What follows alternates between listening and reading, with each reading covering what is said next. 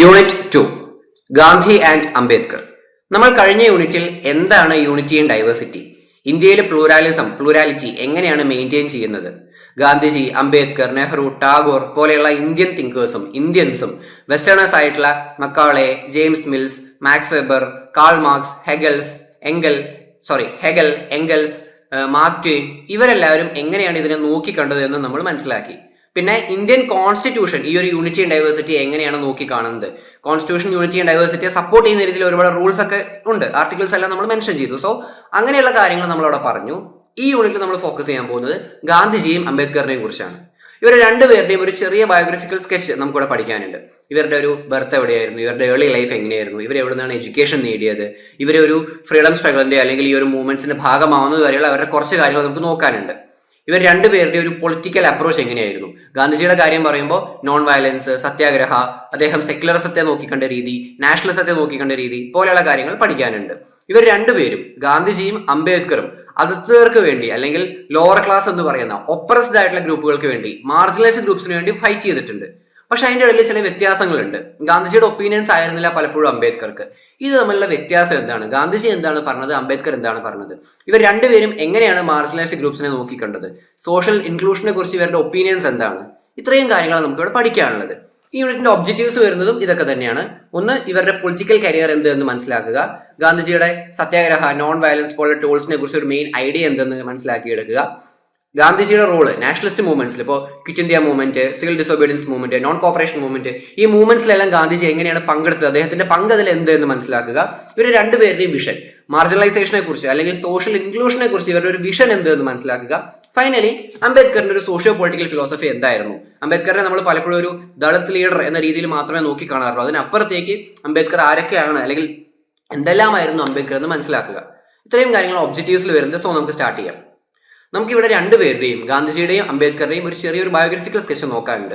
ഒരുപാട് ഡീറ്റെയിൽ ആയിട്ട് പോകുന്നില്ല, എന്നാൽ ജസ്റ്റ് കുറച്ച് കാര്യങ്ങൾ മെൻഷൻ ചെയ്യുന്നുണ്ട്. അദ്ദേഹം ജനിച്ചത് ഗുജറാത്തിലെ ഗാന്ധിനഗറിലാണ്. അദ്ദേഹത്തിന്റെ മാതാപിതാക്കളുടെ യങ്ങസ്റ്റ് ചൈൽഡ് ആയിരുന്നു. Full name Mohandas Karamchand Gandhi. രാജ്കോട്ടിൽ നിന്ന് തന്നെയാണ് അദ്ദേഹം പ്രൈമറി എഡ്യൂക്കേഷൻ സ്കൂളിലെല്ലാം നേടിയത്. ശേഷം ഇംഗ്ലണ്ടിലെ ലണ്ടനിലെ ഇന്നർ ടെമ്പിളിൽ പോയിട്ട് ബാരിസ്റ്റർ പഠനം പൂർത്തിയാക്കുകയായിരുന്നു. അത് 1891 ഒരു അഡ്വക്കേറ്റ് ആണെന്നുണ്ടെങ്കിലും, ലോയർ ആണെന്നുണ്ടെങ്കിൽ പോലും പ്രാക്ടീസ് ചെയ്യുക, ലോയറായിട്ട് പ്രാക്ടീസ് ചെയ്യുക അദ്ദേഹത്തിന് ഭയങ്കര ബുദ്ധിമുട്ടുള്ള കാര്യമായിരുന്നു. ആത്മഹത്യയൊക്കെ വായിച്ചു കഴിഞ്ഞാൽ അതിൽ പല എക്സാമ്പിൾസും കൊടുത്തിട്ടുണ്ട്. കോടതിയിൽ പോയി പേടി കാരണം സംസാരിക്കാൻ പറ്റാതെ പോന്നു, അഡ്വാൻസ് വാങ്ങിച്ച പൈസ കക്ഷിക്ക് തിരിച്ചു കൊടുത്തു. അങ്ങനെ ഒരു അഡ്വക്കേറ്റ് എന്ന രീതിയിൽ പ്രാക്ടീസ് ചെയ്യാൻ അദ്ദേഹം ഒരുപാട് ബുദ്ധിമുട്ടുകൾ അനുഭവിച്ചിട്ടുണ്ട്. ഇതേപോലെ ഒരു കേസിന്റെ ആവശ്യത്തിന് വേണ്ടിയാണ് ഒരു കുടുംബ സുഹൃത്ത് വഴി സൗത്ത് ആഫ്രിക്കയിൽ എത്തുന്നത് ഗാന്ധിജി. ഒരു വർഷത്തേക്കെന്ന് പറഞ്ഞ് പോയതാണെങ്കിൽ പോലും നീണ്ട 20 വർഷത്തോളം കാലം ഗാന്ധിജി സൗത്ത് ആഫ്രിക്കയിലായിരുന്നു. അവിടെയുള്ള ഇന്ത്യക്കാർക്ക് വേണ്ടി, സൗത്ത് ആഫ്രിക്കയിലെ ഇന്ത്യൻസ് അനുഭവിക്കുന്ന പ്രശ്നങ്ങൾ എന്തൊക്കെയാണ്, അവരുടെ സോഷ്യോ എക്കണോമിക് കണ്ടീഷൻസ് എന്തൊക്കെയാണ് എന്നതിനെ കുറിച്ച് ഗാന്ധിജി ഡീറ്റെയിൽഡ് ആയിട്ട് പഠിച്ചു. ഇതേ കാലയളവിൽ അദ്ദേഹം സൗത്ത് ആഫ്രിക്കയിലായിരുന്ന സമയത്ത് തന്നെയാണ് പീറ്റർമാരിറ്റ്സ്ബർഗിൽ വെച്ച് അദ്ദേഹത്തിന് റേഷ്യൽ ഡിസ്ക്രിമിനേഷൻ നേരിടേണ്ടി വന്നത്. ട്രെയിനിന്റെ ഫസ്റ്റ് ക്ലാസ് കമ്പാർട്ട്മെന്റ് ടിക്കറ്റ് കയ്യിൽ ഉണ്ടായിരുന്നിട്ട് പോലും അദ്ദേഹം ഒരു വൈറ്റ് അല്ല എന്നതിന്റെ പേരിൽ ട്രെയിനിൽ നിന്ന് ചവിട്ടി പുറത്താക്കി രാത്രി മുഴുവൻ റെയിൽവേ സ്റ്റേഷനിൽ ഇരുന്ന കഥയൊക്കെ നമ്മൾ ഓട്ടോബയോഗ്രഫിയിൽ കേട്ടിട്ടുള്ളതാണ്. സോ അതൊക്കെ ഇവിടെ മെൻഷൻ ചെയ്തിട്ടുണ്ട്. അദ്ദേഹം പ്രധാനമായും ഇത്തരം അനീതികൾക്കെതിരെ, ഈ നിറത്തിന്റെ പേരിലും അല്ലെങ്കിൽ റേഷ്യലി ഉള്ള ഹ്യൂമിലിയേഷൻസിനെതിരെ അല്ലെങ്കിൽ ഡിസ്ക്രിമിനേഷനെതിരെ ഒരുപാട് ഫൈറ്റ് ചെയ്തിട്ടുണ്ട്. സൗത്ത് ആഫ്രിക്കയിലെ ഇന്ത്യക്കാർ നേരിടുന്ന പ്രശ്നങ്ങൾക്കെതിരെയാണ് മെയിനായിട്ട് അദ്ദേഹം അന്ന് പ്രവർത്തിച്ചിരുന്നത്. ഇദ്ദേഹം ആർട്ടിക്കുലേറ്റ് ചെയ്തൊരു വിഷൻ എന്ന് പറയുന്നത്, ഇദ്ദേഹത്തിന്റെ നാഷണൽഹുഡ് എന്ന് പറയുന്നതാണ് ശേഷം ഇന്ത്യയിലോട്ടും വന്നത്. ഇന്ത്യയിൽ വന്നതിന് ശേഷം ഗാന്ധിജിയുടെ ഒപ്പീനിയൻ പ്രകാരമുള്ള നാഷണൽഹുഡ് പോലെയുള്ള കാര്യങ്ങൾ, ഫ്രീഡം സ്ട്രഗിൾ പ്രധാനപ്പെട്ടതായി മാറുമായിരുന്നു. ഇനി അംബേദ്കറിന്റെ കാര്യം പറയുകയാണെങ്കിൽ മഹാരാഷ്ട്രയിലെ രത്നഗിരി ജില്ലയിലെ അംബേഗാവോൾ എന്ന സ്ഥലത്താണ് ജനിക്കുന്നത്. അംബേദ്കറിന്റെ അച്ഛനും മുത്തശ്ശനും ബ്രിട്ടീഷ് പട്ടാളത്തിൽ ജോലി ചെയ്തിരുന്നവരാണ്. അംബേദ്കറിന്റെ അച്ഛൻ പട്ടാളത്തിൽ നിന്ന് പോകുന്നതിന് ശേഷം പട്ടാളത്തിന്റെ തന്നെ സ്കൂളിൽ ഒരു അധ്യാപകനായിട്ടും ജോലി ചെയ്തിട്ടുണ്ട്. അംബേദ്കറിന്റെ അമ്മ അദ്ദേഹത്തിന്റെ ചെറുപ്പത്തിൽ തന്നെ മരിച്ചുപോയി. അദ്ദേഹത്തിന് 6 വയസ്സുള്ളപ്പോൾ തന്നെ അമ്മ മരിച്ചുപോയതാണ്. ഒരു ഹിന്ദു അൺടച്ചബിൾ കമ്മ്യൂണിറ്റി ആയിട്ടുള്ള മഹർ എന്ന ജാതിയിലാണ് അദ്ദേഹം ജനിക്കുന്നത്. അതിൻ്റെതായിട്ടുള്ള എല്ലാ ബുദ്ധിമുട്ടുകളും, എല്ലാ ജാതീയമായിട്ടുള്ള വേർതിരിവുകളും വിവേചനങ്ങളും അദ്ദേഹം നേരിട്ടിട്ടുണ്ട്. മുംബൈയിലെ Elphinstone college, Columbia university, London school of economics, inns of court, ഇവിടെ നിന്നെല്ലാമാണ് അദ്ദേഹം വിദ്യാഭ്യാസം നേടിയിട്ടുള്ളത്. അദ്ദേഹത്തിനെ ദാദാ സാഹിബ് എന്ന പേരിലാണ് പലരും വിളിച്ചിരുന്നത്, ബഹുമാനത്തോടെയും സ്നേഹത്തോടെയും എല്ലാം. ഇന്ത്യയിലെ തന്നെയല്ല, ലോകത്തിലെ തന്നെ ഏറ്റവും ബെസ്റ്റ് ആയിട്ടുള്ള കുറച്ച് ഇന്റലക്ച്വൽസിന്റെ ലിസ്റ്റ് എടുത്താൽ അതിൽ ഒരാൾ അംബേദ്കർ ആയിരിക്കും. അംബേദ്കറിന്റെ ഏറ്റവും പ്രധാനപ്പെട്ട ഫൈറ്റ്സും മുന്നേറ്റങ്ങളും എല്ലാം എന്തിനു വേണ്ടിയിട്ടായിരുന്നു? ഈ അധസ്ഥിതരുടെ അല്ലെങ്കിൽ ലോവർ ക്ലാസ് എന്ന് വിളിക്കുന്ന, ദളിത്സ് എന്ന് വിളിക്കുന്ന ഒപ്രസ്ഡ് ആയിട്ടുള്ള ആളുകളെ ഇമാൻസിപ്പേറ്റ് ചെയ്യാൻ, അവരെ ലിബറേറ്റ് ചെയ്യാൻ വേണ്ടിയുള്ളതായിരുന്നു. അദ്ദേഹം ഒരു ലീഗൽ ഫ്രെയിംവർക്ക് ഡെവലപ്പ് ചെയ്യണമെന്ന് ആഗ്രഹിച്ചിരുന്നു. എങ്ങനെയുള്ളത്?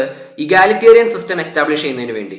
നമ്മുടെ സമൂഹം ഇഗാലിറ്റേറിയൻ ആയിരിക്കണം, ഇക്വാലിറ്റി വേണം, അത്തരത്തിലുള്ള ഒരു ലീഗൽ സിസ്റ്റമാണ് വേണ്ടതെന്ന് അംബേദ്കർ അഭിപ്രായപ്പെട്ടു. നമുക്കറിയാം നമ്മുടെ കോൺസ്റ്റിറ്റ്യൂഷന്റെ ഡ്രാഫ്റ്റിംഗ് കമ്മിറ്റിയുടെ ചെയർമാൻ അംബേദ്കർ ആയിരുന്നു. സോ അതുകൊണ്ട് തന്നെ അദ്ദേഹം അത്തരത്തിലുള്ള ഒരു ഫ്രെയിംവർക്കാണ് നമ്മുടെ കോൺസ്റ്റിറ്റ്യൂഷനിൽ സെറ്റ് ചെയ്ത് വെച്ചിട്ടുള്ളത്, ഇക്വാലിറ്റിയെ മുൻനിർത്തിക്കൊണ്ട്. ഈ ഒരു കാലഘട്ടത്തിൽ നമ്മുടെ ഇന്നത്തെ ഒരു കണ്ടംപററി പീരീഡിൽ നോക്കുകയാണെന്നുണ്ടെങ്കിൽ അംബേദ്കറിന്റെ ആ ഒരു ഹോളിസ്റ്റിക് വിഷൻ പലപ്പോഴും ആരും ശ്രദ്ധിക്കാതെ പോകുന്നു എന്നതാണ് സത്യം. ഹോളിസ്റ്റിക് വിഷൻ എന്ന് വെച്ച് കഴിഞ്ഞാൽ വേറൊന്നുമല്ല, നേരത്തെ പറഞ്ഞ പോലെ അംബേദ്കറിനെ എപ്പോഴും ഈ ദളിത് മൂവ്മെന്റ്സ് അല്ലെങ്കിൽ ദളിതർക്ക് വേണ്ടിയുള്ള പോരാട്ടങ്ങൾ, ദളിതർക്ക് വേണ്ടി സംസാരിച്ചു, ഇന്ത്യൻ ഇൻഡിപെൻഡൻസിന് വേണ്ടി വലിയതൊന്നും കൊടുത്തിട്ടില്ല, ഗാന്ധിജിയായിട്ടൊക്കെ ഫൈറ്റ് ചെയ്തിട്ടുള്ള ആളാണെന്നൊക്കെ പറഞ്ഞ് അംബേദ്കറിനെ പലപ്പോഴും ആളുകൾ അത്ര ശ്രദ്ധിക്കാതെ പോയിട്ടുണ്ട്, അല്ലെങ്കിൽ അംബേദ്കറിന്റെ എഫേർട്സിനെ പലരും മൈൻഡ് ചെയ്യാതെ വിട്ടിട്ടുണ്ട്. അതാണ് ഇവിടെ നമ്മൾ ഉദ്ദേശിച്ചത്. ഇനി ഗാന്ധിജിയുടെ പൊളിറ്റിക്കൽ കരിയർ നോക്കുകയാണെന്നുണ്ടെങ്കിൽ അദ്ദേഹം ഹിന്ദ് സ്വരാജ് എന്നൊരു ബുക്ക് 1909 എഴുതി പബ്ലിഷ് ചെയ്തിട്ടുണ്ട്. ആ ബുക്കിലാണ് നോൺ വയലൻസ് എന്ന ഐഡിയ അദ്ദേഹം ആദ്യമായിട്ട് കൊണ്ടുവരുന്നത്. പക്ഷേ അദ്ദേഹത്തിന്റെ ഉള്ളിൽ ഇങ്ങനെ ഒരു ഐഡിയ ഉണ്ടെന്ന് അദ്ദേഹം പ്രകടിപ്പിക്കുന്നത് അല്ലെങ്കിൽ പുറത്തോട്ട് കൊണ്ടുവരുന്നത് ഈ ഒരു പുസ്തകത്തിലൂടെയാണ്. 1915 ഗാന്ധിജി ഇന്ത്യയിലെത്തിയ സമയത്ത് ഇന്ത്യയിൽ പ്രധാനമായിട്ടും ഇന്ത്യൻ നാഷണൽ കോൺഗ്രസിന്റെ അകത്ത് ഒരു അരാജകത്വമായിരുന്നു. അതായത് മിതവാദികളും തീവ്രവാദികളും, മോഡറേറ്റ്സും എക്സ്ട്രീമിസ്റ്റും തമ്മിലുള്ള ഒരു ഫൈറ്റ് നടന്നുകൊണ്ടിരിക്കുകയാണ്. നമ്മളിവിടെ ഇന്ത്യൻ ഫ്രീഡം സ്ട്രഗിളിനെ കുറിച്ച് ഡീറ്റെയിൽ ആയിട്ട് മെൻഷൻ ചെയ്യേണ്ട ആവശ്യമില്ല, അതുകൊണ്ട് ജസ്റ്റ് പറഞ്ഞു പോകുന്നു, ഡീറ്റെയിൽ ആയിട്ട് പറയേണ്ട കാര്യമില്ല, ജസ്റ്റ് മെൻഷൻ ചെയ്ത് പോകുന്നുള്ളൂ. എന്തായാലും ഗാന്ധിജി വരുന്ന സമയത്ത് ഇന്ത്യയിൽ INCക്ക് അകത്ത്, ഇന്ത്യൻ നാഷണൽ കോൺഗ്രസിന്റെ അകത്ത് ഒരു ഫൈറ്റ് നടന്നുകൊണ്ടിരിക്കുകയാണ്. സൗത്ത് ആഫ്രിക്കയിൽ പോയത് അദ്ദേഹം എന്തിനു വേണ്ടിയിട്ടാണ്? ഒരു ലോയർ എന്ന രീതിയിൽ കേസ് വാദിക്കാൻ വേണ്ടിയിട്ടാണ്. പക്ഷെ ഒരു ലോയർ എന്നതിനും അപ്പുറത്തേക്ക് ഒരു പൊളിറ്റീഷ്യൻ എന്ന രീതിയിൽ, ഒരു സോഷ്യൽ ആക്ടിവിസ്റ്റ് എന്ന രീതിയിൽ, ഒരു ലീഡർ എന്ന രീതിയിലൊക്കെ അദ്ദേഹം വളർന്നു വരാൻ ഈ ഒരു കാലഘട്ടവും അവിടുത്തെ എക്സ്പീരിയൻസും അദ്ദേഹത്തെ സഹായിച്ചിട്ടുണ്ട്. ഗാന്ധിജിയുടെ ഏറ്റവും വലിയ പ്രത്യേകത he was not a preacher but doer എന്നുള്ളതായിരുന്നു. നിങ്ങൾ ഇങ്ങനെ ചെയ്യണം അങ്ങനെ ചെയ്യണം എന്ന് പറഞ്ഞ് ജസ്റ്റ് പ്രസംഗിക്കുക മാത്രമല്ല, അദ്ദേഹം എന്ത് ചെയ്തിരുന്നു? പ്രവർത്തിച്ചിരുന്നു. ഡൂവർ ഡേ എന്ന അദ്ദേഹത്തിന്റെ സെയിങ് ഒക്കെ വളരെ ഫേമസ് ആണ്, നമുക്കറിയാം. അദ്ദേഹത്തിന്റെ ടൂൾസ് അല്ലെങ്കിൽ അദ്ദേഹത്തിന്റെ വെപ്പൺസ് നോക്കുമ്പോൾ ഏറ്റവും പ്രധാനപ്പെട്ടതാണ് സത്യാഗ്രഹ എന്ന് പറയുന്നത്. അദ്ദേഹത്തിന്റെ പൊളിറ്റിക്കൽ ഫിലോസഫിയുടെ മേജർ പാർട്ടാണ് സത്യാഗ്രഹ. ഈ വാക്കിന്റെ അർത്ഥം ഹോൾഡിംഗ് ഓൺ ടു ട്രൂത്ത് അല്ലെങ്കിൽ അഥറിംഗ് ടു ട്രൂത്ത് എന്നുള്ളതാണ്. സത്യത്തെ മുറുകി പിടിക്കുക അല്ലെങ്കിൽ സത്യത്തിനോട് ചേർന്ന് നിൽക്കുക, സത്യത്തെ ഒട്ടിപ്പിടിക്കുക എന്ന് വെച്ചാൽ സത്യത്തിനോട് ചേർന്ന് നിൽക്കുക, അതാണ് ഈ ഒരു വാക്കിന്റെ അർത്ഥം. ഇത് സൗത്ത് ആഫ്രിക്കയിലെ ഇന്ത്യക്കാര് ബ്രിട്ടീഷേഴ്സിന്റെ കയ്യിൽ നിന്ന് നേരിട്ടിരുന്ന വംശീയമായിട്ടുള്ള പ്രശ്നങ്ങളുണ്ട്, അധിക്ഷേപങ്ങളുണ്ട്. അതിനെതിരെയാണ് സത്യാഗ്രഹം എന്നൊരു ടൂള് ഗാന്ധിജി കൊണ്ടുവരുന്നത്. ജോഹാൻസ്ബർഗിൽ വെച്ച് ഒരു മീറ്റിംഗിലാണ് ഈ ഒരു വാക്ക് ആദ്യമായിട്ട് ഗാന്ധിജി ഉച്ചരിക്കുന്നത്. അതിന്റെ സാൻസ്ക്രിറ്റ് വേർഷൻ അല്ലെങ്കിൽ ആ ഒരു ടേംസ് ഒന്നും മനസ്സിലാക്കാതെ പക്ക ഗുജറാത്തി രീതിയിലാണ് അദ്ദേഹം അതോടെ അവതരിപ്പിച്ചത്. സത്യാഗ്രഹ്, ഈ രണ്ട് വാക്കുകൾ ചേർന്ന് സത്യാഗ്രഹം എന്ന വേർഡ് ഉണ്ടാവുന്നു. Implying both resistance on and for truth. സത്യത്തിന് വേണ്ടി അല്ലെങ്കിൽ സത്യത്തിനായിക്കൊണ്ടുള്ള ഒരു പ്രതിരോധമാണ് സത്യാഗ്രഹം എന്നാണ് അദ്ദേഹത്തോട് ഉദ്ദേശിച്ചത്. ഗാന്ധിജി റേസിസത്തിനെ ഭീകരമായിട്ട് എതിർത്തിരുന്നു. ഇപ്പൊ സൗത്ത് ആഫ്രിക്കയിലെ ഇന്ത്യക്കാര്, അവരുടെ ഇന്ത്യ എന്നൊരു ഐഡന്റിറ്റി, അവർക്ക് അതിൻ്റെതായിട്ടുള്ള സെൽഫ് റെസ്പെക്റ്റോ കാര്യങ്ങളോ ഒന്നും ഇല്ലാതാക്കുന്ന രീതിയിലാണ് ബ്രിട്ടീഷേഴ്സ് ഇന്ത്യൻസിനോട് പെരുമാറിയിരുന്നത്. സൗത്ത് ആഫ്രിക്കയിലെ ഇന്ത്യൻസ് രണ്ട് തരക്കാരായിരുന്നു. ഒന്ന് ബിസിനസ് ചെയ്തിരുന്ന റിച്ച് ആയിട്ടുള്ള ആളുകൾ, രണ്ട് ബ്രിട്ടീഷുകാർക്ക് വേണ്ടി തൊഴിലാളികളായിട്ട് പോയിട്ടുള്ളവർ. ഈ രണ്ടു കൂട്ടരും അവർക്ക് പൈസ ഉണ്ടെങ്കിലും പൈസ ഇല്ലാന്നാണെന്നുണ്ടെങ്കിലും അവിടുത്തെ ഗവൺമെന്റ് വളരെ മോശം രീതിയിലാണ് പെരുമാറിയിരുന്നത്. അതിനെതിരെയൊക്കെയാണ് ഗാന്ധിജി ഫൈറ്റ് ചെയ്തിരുന്നത്. സത്യാഗ്രഹം എന്ന് പറയുന്നത് it was A well calculated step towards national regeneration. Just ഒരു സമര പരിപാടി അല്ലെങ്കിൽ ഒരു പൊളിറ്റിക്കൽ ടൂൾ എന്നതിനപ്പുറത്തേക്ക് എന്തായിരുന്നു? അതൊരു കാൽക്കുലേറ്റഡ് സ്റ്റെപ്പായിരുന്നു. എന്തിന്? രാജ്യത്തിനെ തന്നെ മൊത്തം ഒന്ന് ഉദ്ധരിക്കുന്നതിന് വേണ്ടിയിട്ട്, റീജനറേറ്റ് ചെയ്യുന്നതിന് വേണ്ടിയിട്ട്. അത് ജനങ്ങളെ പലപ്പോഴും എഡ്യൂക്കേറ്റ് ചെയ്തു, ജനങ്ങളെ ഓർഗനൈസ് ചെയ്ത് നിർത്തി, ഒരുപാട് കാര്യങ്ങളെ ഡീമിസ്റ്റിഫൈ ചെയ്തു. അതായത് ബ്രിട്ടീഷുകാർ നമ്മളെ ഭരിക്കുകയാണ്, അത് ഭയങ്കര കോംപ്ലക്സ് ആണ്, ഭയങ്കര സീരിയസ് ആയിട്ടുള്ള കാര്യമാണ്, നമുക്ക് അതിനെതിരെ ഒന്നും ചെയ്യാൻ പറ്റില്ല എന്നുള്ള കാര്യങ്ങളൊക്കെ ഗാന്ധിജി ഡീമിസ്റ്റിഫൈ ചെയ്തു. ഇത് നിങ്ങൾ വിചാരിക്കുന്ന അത്ര വലിയൊരു സംഭവമൊന്നുമല്ല, സിമ്പിളാണ്, നമുക്ക് ഫൈറ്റ് ചെയ്ത് അതിനെ മറികടക്കാൻ സാധിക്കും എന്നൊരു ധാരണ ഗാന്ധിജി ജനങ്ങളുടെ ഇടയിൽ ഉണ്ടാക്കി. ബ്രിട്ടീഷ് സിസ്റ്റത്തിനെ നമുക്ക് ചോദ്യം ചെയ്യാൻ പറ്റും, ചോദ്യം ചെയ്യണം എന്നും ഗാന്ധിജി പറഞ്ഞു. പിന്നെ വേറൊരു കാര്യം നമുക്കറിയാം, 1857 നമ്മുടെ ഫ്രീഡം സ്ട്രഗിൾ, നമ്മുടെ ഒന്നാം സ്വാതന്ത്ര്യ സമരം ശരിക്കും സ്റ്റാർട്ട് ചെയ്യുന്നത്. അന്ന് തൊട്ട് നമ്മൾ ഫ്രീഡം ഫൈറ്റിൽ ഉണ്ടെങ്കിൽ പോലും അതിന് കൃത്യമായ ഒരു ദിശ കൊണ്ടുവരുന്നത് ഗാന്ധിജിയുടെ വരവിന് ശേഷമാണെന്ന് പലപ്പോഴും പറഞ്ഞിട്ടുണ്ട്. അതിലെ പ്രധാനപ്പെട്ട ഒന്നാണ് ഈ സത്യാഗ്രഹം എന്ന് പറയുന്നത്. ദി ഫൗണ്ടേഷൻ ഓഫ് സത്യാഗ്രഹ. സത്യാഗ്രഹയുടെ ഒരു ഫൗണ്ടേഷൻ ഇരിക്കുന്നത് റീസൺ, മൊറാലിറ്റി, പൊളിറ്റിക്സ്, ഇത് മൂന്നിലാണ്. അവിടെ രാഷ്ട്രീയവും ഉണ്ട്, ധാർമ്മികമായിട്ടുള്ള കാര്യങ്ങളുണ്ട്, പ്ലസ് റീസൺ, ലോജിക് ഉണ്ട്. നമ്മൾ എന്തിനു വേണ്ടി ഇത് ചെയ്യുന്നു, അതിന്റെ കൃത്യമായ കാരണം എന്താണെന്നുള്ളതും കൂടി ഇതിന്റെ ഫൗണ്ടേഷന്റെ ഭാഗമാണ്. Then it relied on powers of argument, suffering, love and organised pressure. സത്യാഗ്രഹം എന്ന് പറയുന്നത് ഒരു ആർഗ്യുമെന്റ് അവിടെ വരുന്നുണ്ട്, അവിടെ സഫറിംഗ്, ബുദ്ധിമുട്ടുകളും കഷ്ടപ്പാടുകളും വരുന്നുണ്ട്, ലവ് എന്നൊരു എലമെന്റ് അവിടെ വരുന്നുണ്ട്, ആൻഡ് ഓർഗനൈസ്ഡ് പ്രഷർ, നമ്മളെല്ലാവരും ചേർന്ന് സമ്മർദ്ദം ചെലുത്തുക, അല്ലാണ്ട് അവരെ ചീത്ത വിളിക്കുക എന്നോ തെറി വിളിക്കുക എന്നോ അവരെ അടിക്കാനോ ഇടിക്കാനോ പോകുന്നതല്ല സത്യാഗ്രഹം എന്ന് പറയുന്നത്. And way appealing to the head and heart and interest of the opponents. നമ്മുടെ ഒപ്പോണൻ്റായിട്ട് നിൽക്കുന്ന ആൾ ആരാണോ, ഇപ്പോൾ ബ്രിട്ടീഷുകാരാണെന്നുണ്ടെങ്കിൽ ബ്രിട്ടീഷുകാർക്ക് തോന്നണം ഇന്ത്യക്കാർ പറയുന്നതിൽ ന്യായമുണ്ട്, അത് അവരുടെ ഹൃദയത്തിലോട്ടും അവരുടെ തലച്ചോറിലോട്ടും ഒരുമിച്ച് ചെല്ലുന്ന രീതിയിലാണ് സത്യാഗ്രഹ എന്നാണ് ഗാന്ധിജി അതിനെ ഷേപ്പ് ചെയ്തെടുത്തിട്ടുള്ളത്. അതുപോലെ തന്നെ സമൂഹത്തിലുള്ള പല കാര്യങ്ങൾക്കെതിരെയും, സമൂഹത്തിലുള്ള മോശമായിട്ടുള്ള പല കാര്യങ്ങൾക്കെതിരെയും ഗാന്ധിജി ചോദ്യങ്ങൾ ചോദിച്ചിട്ടുണ്ട്. ഇപ്പോൾ ബ്രിട്ടീഷുകാർ ഇന്ത്യയിൽ വന്ന് പല കാര്യങ്ങളും ചെയ്തപ്പോൾ അതങ്ങനെയാണ്, അതങ്ങനെ മതി, അതാണ് നല്ലത് എന്ന് അവർ പറഞ്ഞു വെച്ചപ്പോൾ അത് എന്തുകൊണ്ട് അങ്ങനെ ചെയ്യുന്നു, ഇന്ത്യയിലെ കാര്യങ്ങൾ ഇന്ത്യക്കാർ തന്നെയല്ലേ നോക്കേണ്ടത് എന്ന് പറഞ്ഞ് ഗാന്ധിജി ശക്തമായിട്ടുള്ള പല ചോദ്യങ്ങൾ ചോദിച്ചിട്ടുണ്ട്. ബ്രിട്ടീഷുകാർക്കെതിരെ മാത്രമല്ല, സമൂഹത്തിലുള്ള പല മോശം കാര്യങ്ങൾക്കെതിരെയും ഗാന്ധിജി സംസാരിച്ചിട്ടുണ്ട്. പല സ്കോളേഴ്സും പറയുന്ന പ്രകാരം സത്യാഗ്രഹ എന്ന് പറയുന്നത് വയലൻസിന് ഒരു സബ്സ്റ്റിറ്റ്യൂട്ട് ആയിരുന്നു. നമ്മൾ തോക്കോ ബോംബോ ഉപയോഗിച്ചിട്ടുള്ള പോരാട്ടത്തിന് പകരം നമ്മൾ എന്ത് ചെയ്യണം, സത്യാഗ്രഹം നടത്തുകയാണെന്നുണ്ടെങ്കിൽ റൂളിംഗ് അതോറിറ്റിക്കെതിരെ നമുക്ക് ജയിക്കാൻ കഴിയും എന്ന് പല തിങ്കേഴ്സും പറഞ്ഞു. ഈ ഭരിക്കുന്ന ആളുകളുടെ മെയിൻ ടൂൾ എന്ന് പറയുന്നത് ഈ വയലൻസ് ആണ്. അവർ വയലൻസ് നടത്തിക്കോട്ടെ, പക്ഷെ നമുക്ക് നോൺ വയലൻസിലൂടെ മുന്നേറാൻ കഴിയും എന്നാണ് ഗാന്ധിജിയുടെ ഫോളോവേഴ്സ് പലരും, അല്ലെങ്കിൽ ഗാന്ധിജിയുടെ ഒപ്പീനിയൻസിനെ ശരി വെച്ചിരുന്ന ആളുകൾ പലരും സംസാരിച്ചത്. സോ ഈ സത്യാഗ്രഹം എന്ന് പറയുന്നത് ജസ്റ്റ് ഒരു തിയറി മാത്രമായിരുന്നില്ല, it's a plan of action. ഈ ഒരു സത്യാഗ്രഹത്തിലൂടെ വലിയ പ്രശ്നങ്ങൾ തൊട്ട് ചെറിയ ലെവലുള്ള പ്രശ്നങ്ങൾ വരെയും ഡിസ്കസ് ചെയ്തിരുന്നു. ഇപ്പോൾ ബ്രിട്ടീഷുകാരെ തുരത്തി ഓടിക്കുക എന്നൊരു വലിയൊരു ലക്ഷ്യമുണ്ട്. അതിന് പുറമെ ഓരോ നാട്ടിലുള്ള ചെറിയ ചെറിയ പ്രശ്നങ്ങളും സത്യാഗ്രഹത്തിന്റെ ഭാഗമായിട്ടുണ്ട്. അപ്പോൾ നമുക്കറിയാം, ഗാന്ധിജി ഇന്ത്യയിൽ വന്ന സമയം തൊട്ട് ചമ്പാരൻ സത്യാഗ്രഹം, അഹമ്മദാബാദ് മിൽ സമരം, ഖേദ സമരം, അങ്ങനെ സത്യാഗ്രഹം, അങ്ങനെ ചെറിയ ചില മൂവ്മെന്റ്സ്, ചെറുതെന്ന് വെച്ചാൽ ആ ഒരു ഏരിയയിലെ മാത്രം മൂവ്മെന്റ്സിലും ഗാന്ധിജി ഇടപെട്ടിട്ടുണ്ട്. ഇപ്പൊ ചമ്പാരൻ സത്യാഗ്രഹത്തിനെ കുറിച്ച് ഇവിടെ കേരളത്തിലുള്ള ഒരാൾക്ക് പ്രത്യേകിച്ച് ധാരണ ഉണ്ടാവണമെന്നില്ല, അല്ലെങ്കിൽ ഒരു കേരളത്തിലുള്ള ഒരാൾക്ക് അതുകൊണ്ട് പ്രത്യേകിച്ച് ഉപകാരം ഉണ്ടാവണമെന്നില്ല. പക്ഷെ എന്താണ്, ഇത്തരത്തിലുള്ള ചെറിയ പല മൂവ്മെന്റ്സും ചേർന്ന് നിന്നാണ് നമ്മുടെ ഫ്രീഡം സ്ട്രഗിളിന് ഒരു ശക്തി കൊടുത്തിട്ടുള്ളത്. അതിന് സത്യാഗ്രഹയാണ് ഗാന്ധിജി യൂസ് ചെയ്തിട്ടുള്ളത്. It's a form of persuasion, അതൊരു തരം നിർബന്ധിക്കലാണ്. Aimed at conquest of opponent, നമ്മൾ നമ്മുടെ ഒപ്പോണന്റിനെ തോൽപ്പിക്കുക എന്നുള്ളതാണ് സത്യാഗ്രഹത്തിന്റെ ലക്ഷ്യം. എങ്ങനെ? അവരൊന്ന് നിർബന്ധിക്കുന്നു. Removal of conflict through genuine agreement. നമ്മുടെ ഇടയിൽ ഒരു തർക്കം, ഒരു പ്രശ്നം ഉണ്ടെങ്കിൽ അതിനെ നമ്മൾ സോൾവ് ചെയ്യണം. എങ്ങനെ സോൾവ് ചെയ്യണം? രണ്ടു കൂട്ടർക്കും ഓക്കെ ആവുന്ന രീതിയിൽ. ഇപ്പോൾ ശക്തിയുള്ള ആള് ശക്തിയില്ലാത്ത ആളെ തോൽപ്പിക്കുക എന്നുള്ളതല്ല, രണ്ടുപേരും പരസ്പരം ഇരുന്ന് സംസാരിച്ച് ഓക്കെ ഞാൻ ഇങ്ങനെ ചെയ്യാം, എനിക്കത് വലിയ കുഴപ്പമില്ല, അപ്പൊ മറ്റാൾ പറയുന്നു ഓക്കെ എന്നാൽ ഞാനും ഇങ്ങനെയാണ്, അങ്ങനെ ഒരു മ്യൂച്വൽ എഗ്രിമെന്റിൽ പ്രശ്നങ്ങൾ സോൾവ് ചെയ്യണം എന്നതായിരുന്നു സത്യാഗ്രഹത്തിന്റെ ഒരു എയിം എന്ന് പറയുന്നത്.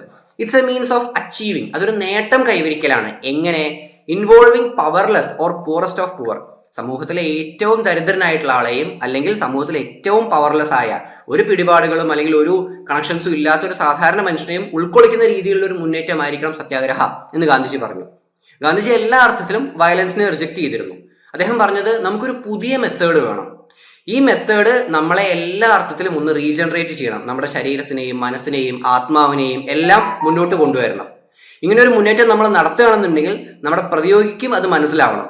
ഇപ്പോൾ നമ്മൾ ഫൈറ്റ് ചെയ്യുമ്പോൾ നമ്മുടെ ഒപ്പോണന്റ് വിചാരിക്കുകയാണ് ഇയാൾ എന്ത് ചെയ്തിട്ടും കാര്യമില്ലല്ലോ, ഓക്കെ അങ്ങനെയല്ല, ഓക്കെ ഇയാൾ പറയുന്നതിലും കാര്യമുണ്ട്, അത് നമ്മൾ മനസ്സിലാക്കട്ടെ, നമ്മൾ അതിന് സമ്മതിക്കാം, അതാണ് നല്ലത്. അങ്ങനെ ഒരു തോന്നലുണ്ടാക്കി നമ്മുടെ ആവശ്യങ്ങൾ നേടിയെടുക്കണമെന്നും സത്യാഗ്രഹത്തിലൂടെ ഗാന്ധിജി പറഞ്ഞു വെച്ചു. അദ്ദേഹത്തിന് എപ്പോഴും വേണ്ടിയിരുന്നത് സമാധാനപരമായിട്ട് കാര്യങ്ങൾ സോൾവ് ചെയ്യുക എന്നുള്ളതായിരുന്നു. ഒരു പ്രശ്നം ഉണ്ടാകുമ്പോൾ രണ്ടു കൂട്ടർക്കും ഛേദമില്ലാത്ത രീതിയിൽ കാര്യങ്ങൾ സോൾവ് ചെയ്യണം, അതായിരുന്നു സത്യാഗ്രഹം. ഇപ്പോൾ സത്യാഗ്രഹം എത്രത്തോളം നല്ലതാണ് അല്ലെങ്കിൽ സത്യാഗ്രഹം എത്രത്തോളം സക്സസ്ഫുൾ ആണെന്നുള്ളതെല്ലാം ഗാന്ധിജി അദ്ദേഹത്തിന്റെ ഒപ്പീനിയൻസിലൂടെ പറഞ്ഞിട്ടുള്ളതാണ്. അപ്പൊ നമുക്ക് സത്യാഗ്രഹത്തെ കുറിച്ച് പല ഒപ്പീനിയൻസ് ഉണ്ടായിരിക്കും, പക്ഷെ ഗാന്ധിജി പറയുന്നത് സത്യാഗ്രഹം ഒരു ബെസ്റ്റ് വെപ്പൺ തന്നെയായിരുന്നു. സത്യാഗ്രഹം എന്തിനാണോ കൊണ്ടുവന്നത് അതിന്റെ ആവശ്യം ഏറെക്കുറെ അത് നിറവേറ്റി, അതിന്റെ കാര്യങ്ങളെല്ലാം ഏറെക്കുറെ ഓക്കെ ആണ് എന്നാണ് ഗാന്ധിജി അഭിപ്രായപ്പെടുന്നത്. സത്യാഗ്രഹ മെറ്റ് ഇറ്റ്സ് റിക്വയർമെന്റ്, എന്തിനു വേണ്ടിയാണോ സത്യാഗ്രഹം നടത്തിയത് അത് കിട്ടി എന്നാണ് ഗാന്ധിജി പറയുന്നത്. ഇനി നോൺ വയലൻസ്, നമുക്കറിയാം അദ്ദേഹത്തിന്റെ പ്രിൻസിപ്പിൾസിൽ ഏറ്റവും പ്രധാനപ്പെട്ട ഒരു കാര്യമാണ് നോൺ വയലൻസ് എന്ന് പറയുന്നത്. സമൂഹത്തിൽ വലിയ അളവിൽ വയലൻസ് ഉണ്ട്. ബ്രിട്ടീഷേഴ്സും ഇന്ത്യക്കാർക്കെതിരെ ഒരുപാട് വയലൻസ് കാണിക്കുന്നുണ്ട്, പക്ഷെ നമുക്കതിന്റെ ആവശ്യമില്ല. നമ്മൾ തിരിച്ചടിക്കേണ്ടത് നോൺ വയലന്റ് മെത്തേഡ്സിലൂടെ ആയിരിക്കണം. It is an initiative for any socio political transformation. സമൂഹത്തിൽ സാമൂഹികമായോ രാഷ്ട്രീയമായോ ഒരു മാറ്റം വേണമെന്നുണ്ടെങ്കിൽ, ഇന്റർനാഷണൽ റിലേഷൻഷിപ്സ് വേണമെന്നുണ്ടെങ്കിൽ, നമുക്ക് സമാധാനപരമായിട്ട് ഇന്ത്യയുടെ അധികാരം ഇന്ത്യക്കാരുടെ കയ്യിലെത്തണം എന്നുണ്ടെങ്കിൽ നമുക്ക് വേണ്ടത് നോൺ വയലൻസ് ആണ്, വയലൻസ് അല്ല. അപ്പൊ നമ്മൾ അടിക്കാനോ ഇടിക്കാനോ ചെന്ന് കഴിഞ്ഞാൽ ബ്രിട്ടീഷുകാർ അതിലും വലിയ തോക്കും ബോംബും ഇറക്കും. സോ നമുക്ക് ഒരിക്കലും അക്രമത്തിലൂടെ വിജയം നേടാൻ കഴിയില്ല. സോ നോൺ വയലൻസ് ആണ് വേണ്ടത് എന്ന് ഗാന്ധിജി പറഞ്ഞു. പിന്നെ വയലന്റ് ആയിട്ടുള്ള രീതികൾ നമ്മൾ എടുക്കുകയാണെന്നുണ്ടെങ്കിൽ, നമ്മൾ തോക്കോ ബോംബോ അല്ലെങ്കിൽ അത്തരം മുന്നേറ്റങ്ങളോ നടത്തുകയാണെങ്കിൽ അതിനധികം ആയുസ് ഉണ്ടാവില്ല. ചിലപ്പോൾ കുറച്ച് ദിവസങ്ങളിലേക്ക് മാത്രമേ നീണ്ടു നിന്ന് നമുക്ക് ഓക്കെ എന്ന് തോന്നും, പക്ഷെ കുറച്ച് കാലം കഴിഞ്ഞാൽ പിന്നെയും പ്രശ്നം പൊങ്ങി വരും. സോ വയലൻസ് ഒരിക്കലും ശാശ്വതമായ ഒരു പരിഹാരമല്ല. നമുക്ക് വേണ്ടത് എന്താണ്? നോൺ വയലൻസ് ആണ്.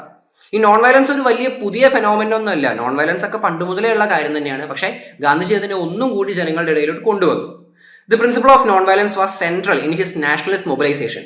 ബ്രിട്ടീഷുകാർക്കെതിരെ ജനങ്ങളെ മൊബിലൈസ് ചെയ്യാൻ, ജനങ്ങളെ ഒരുമിപ്പിച്ച് നിർത്താൻ, ജനങ്ങളെ കൊണ്ടുവരുന്നതിന് ഈ ഒരു പ്രിൻസിപ്പിൾ, നോൺ വയലൻസ് എന്ന പ്രിൻസിപ്പിൾ തന്നെയാണ് ഗാന്ധിജി ഉപയോഗിച്ചിട്ടുള്ളത്. And it can be called as religious as a critic of ideas of enlightenment. ഇവിടെ പറയുന്ന വേറൊരു കാര്യം, പല റിലീജിയൻസും, ഇപ്പോൾ റിലീജിയന്റെ കോർ തീം എന്ന് പറയുന്നത് നോൺ വയലൻസ് ആണ്, പക്ഷേ റിലീജിയന്റെ പേരിൽ പലപ്പോഴും ആളുകൾ വയലൻസ് നടത്തിയിട്ടുണ്ട്. അതുപോലെ എൻലൈറ്റ്മെന്റ് പോലെയുള്ള ചില കാര്യങ്ങൾ ലോകത്തിന്റെ പല ഭാഗങ്ങളിലും ഉണ്ടായപ്പോൾ അതിന്റെ ഭാഗമായിട്ടും ചില വയലൻസ് നടന്നിട്ടുണ്ട്. അത്തരം വയലൻസ് ഒന്നും നമുക്ക് വേണ്ട എന്നാണ് ഗാന്ധിജി പറഞ്ഞത്. ഇപ്പോൾ എൻലൈറ്റൻമെന്റ് മോശമാണെന്നോ ഫ്രഞ്ച് റവല്യൂഷനും അല്ലെങ്കിൽ അത്തരം മുന്നേറ്റങ്ങളും മോശമാണെന്നല്ല ഗാന്ധിജി പറഞ്ഞത്, പക്ഷേ അവിടുത്തെ വയലൻസ് എന്നൊരു സാധനം നമുക്ക് വേണ്ട, അത് ഒഴിവാക്കണം എന്നാണ് ഇദ്ദേഹം അഭിപ്രായപ്പെട്ടത്. നോൺ വയലൻസ് ആണ് ജീവിതത്തിന്റെ ലോസ് ഓഫ് ലൈഫ് എന്ന് ഗാന്ധിജി പറഞ്ഞു. Non violence is equal to loss of life and it's a means of socio political action. അതെന്തിനു വേണ്ടിയാണ്? ഒരു സോഷ്യോ പൊളിറ്റിക്കൽ ആക്ഷന് വേണ്ടിയുള്ള ടൂൾ കൂടിയാണ് നോൺ വയലൻസ് എന്ന് പറയുന്നത്. ഗാന്ധിജിയുടെ ഏറ്റവും പ്രധാനപ്പെട്ട 2 വെപ്പൺസ് എന്ന് പറയുന്നത് എന്താണ്? അപ്പോൾ സത്യാഗ്രഹയും നോൺ വയലൻസും തന്നെയായിരുന്നു. Both these are not new ideals. ഇത് രണ്ടും പുതിയ സംഭവങ്ങളൊന്നുമല്ല. പക്ഷെ എന്താണ്, ഈ 2 മെത്തേഡ്സ് ആളുകൾ പലപ്പോഴും മറന്നുപോയിരിക്കുന്നു. ഇതിനെ ഒന്നും കൂടെ കൊണ്ടുവരണമെന്ന് ഗാന്ധിജി പറയുകയും അതിനെ ഒന്ന് റീഇൻറ്റർപ്രറ്റ് ചെയ്ത് അതിന് പുതിയ മാനങ്ങൾ കൊടുക്കുകയും ചെയ്ത ആളാണ് ഗാന്ധിജി. ഇനി നമുക്ക് നാഷണലിസം എന്ന ടോപ്പിക്ക് നോക്കാം. അതായത് ഗാന്ധിജി എങ്ങനെയാണ് നാഷണലിസത്തെ നോക്കി കണ്ടത് എന്ന് നമ്മൾ മറ്റു പല പേപ്പറിലും നാഷണലിസം, ദേശം, ദേശീയത പോലെ ടോപ്പിക്സ് എക്സ്പ്ലെയിൻ ചെയ്തതാണ്. ഇതിന്റെ ഏറ്റവും പ്രധാനപ്പെട്ട കാര്യം, നാഷണലിസം എന്ന് പറയുന്നതിന് ഒരു യൂണിവേഴ്സൽ ഡെഫിനിഷൻ ഇല്ല. ഓരോ നാട്ടിലും രാജ്യം എന്ന കോൺസെപ്റ്റ് പല രീതിയിലായിരിക്കും. ദേശം അല്ലെങ്കിൽ ദേശീയത എന്ന് പറയുന്നതിനെ ഓരോ ആളും ഓരോ രീതിയിലായിരിക്കും നോക്കി കാണുന്നുണ്ടായിരിക്കുക. ഇപ്പൊ നമുക്ക് ഇവിടെ ഒരു ഉദാഹരണം പറയുകയാണെങ്കിൽ, nationalism means devotion to one's own nation. സ്വന്തം രാജ്യത്തോടുള്ള ഭക്തി അല്ലെങ്കിൽ സ്വന്തം രാജ്യത്തോടുള്ള ആ ഒരു സ്നേഹം അല്ലെങ്കിൽ ആ ഒരു പ്രേമം, a patriotic feeling, principles or efforts. നമുക്ക് നമ്മുടെ രാജ്യത്തോടുള്ള ആത്മാർത്ഥത, കൂറ്, സ്നേഹം, ഭക്തി, ഇതെല്ലാമാണ് നാഷണലിസം നമുക്ക് വേണമെങ്കിൽ പറയാം. അതൊരു ഒന്നാമത്തെ കേസ്.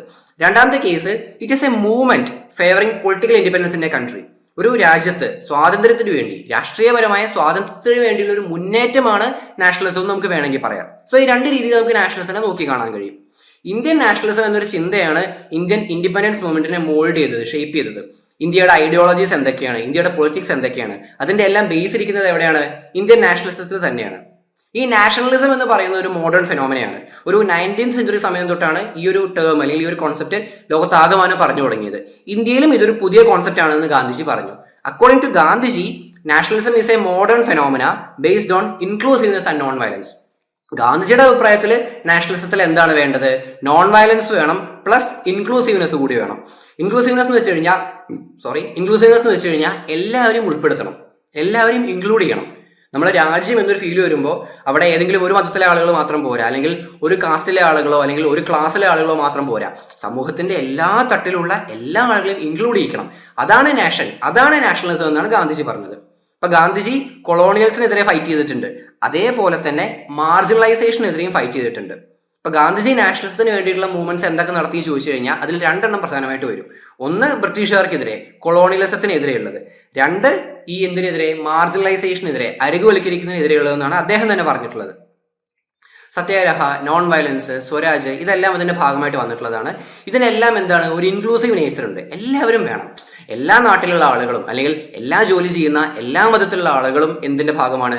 രാജ്യത്തിന്റെ ഭാഗമാണ്. മതത്തിന്റെ പേരിൽ ജനങ്ങളെ പിരിക്കുന്നതും മതത്തിന്റെ പേരിൽ വേർതിരിവുകൾ ഉണ്ടാക്കുന്നതും വളരെ മോശമാണ് എന്ന് ഗാന്ധിജി പറഞ്ഞിട്ടുണ്ട്. ഇപ്പോൾ 1946 സമയത്ത് ഈസ്റ്റേൺ ബംഗാളിലെ നോഖാലി എന്നൊരു വില്ലേജിൽ ഗാന്ധിജി നേരിട്ട് ചെന്ന് അവിടുത്തെ ഹിന്ദു മുസ്ലിം ഐക്യത്തിന് വേണ്ടി പ്രവർത്തിച്ചിട്ടുണ്ട്. അതൊരു എക്സാമ്പിൾ പറഞ്ഞതാണ്. അവിടെ മാത്രമല്ല, അങ്ങനെ പല സ്ഥലങ്ങളിലും പോയിട്ട് ഗാന്ധിജി ഒരു ഐക്യത്തിന് വേണ്ടി പ്രവർത്തിച്ചിട്ടുണ്ട്. സോ റിലീജിയൻ എന്നൊരു സാധനം വേണ്ട എന്നല്ല, പക്ഷെ അത് ഒരിക്കലും എന്ത് ചെയ്യാനാവരുത്?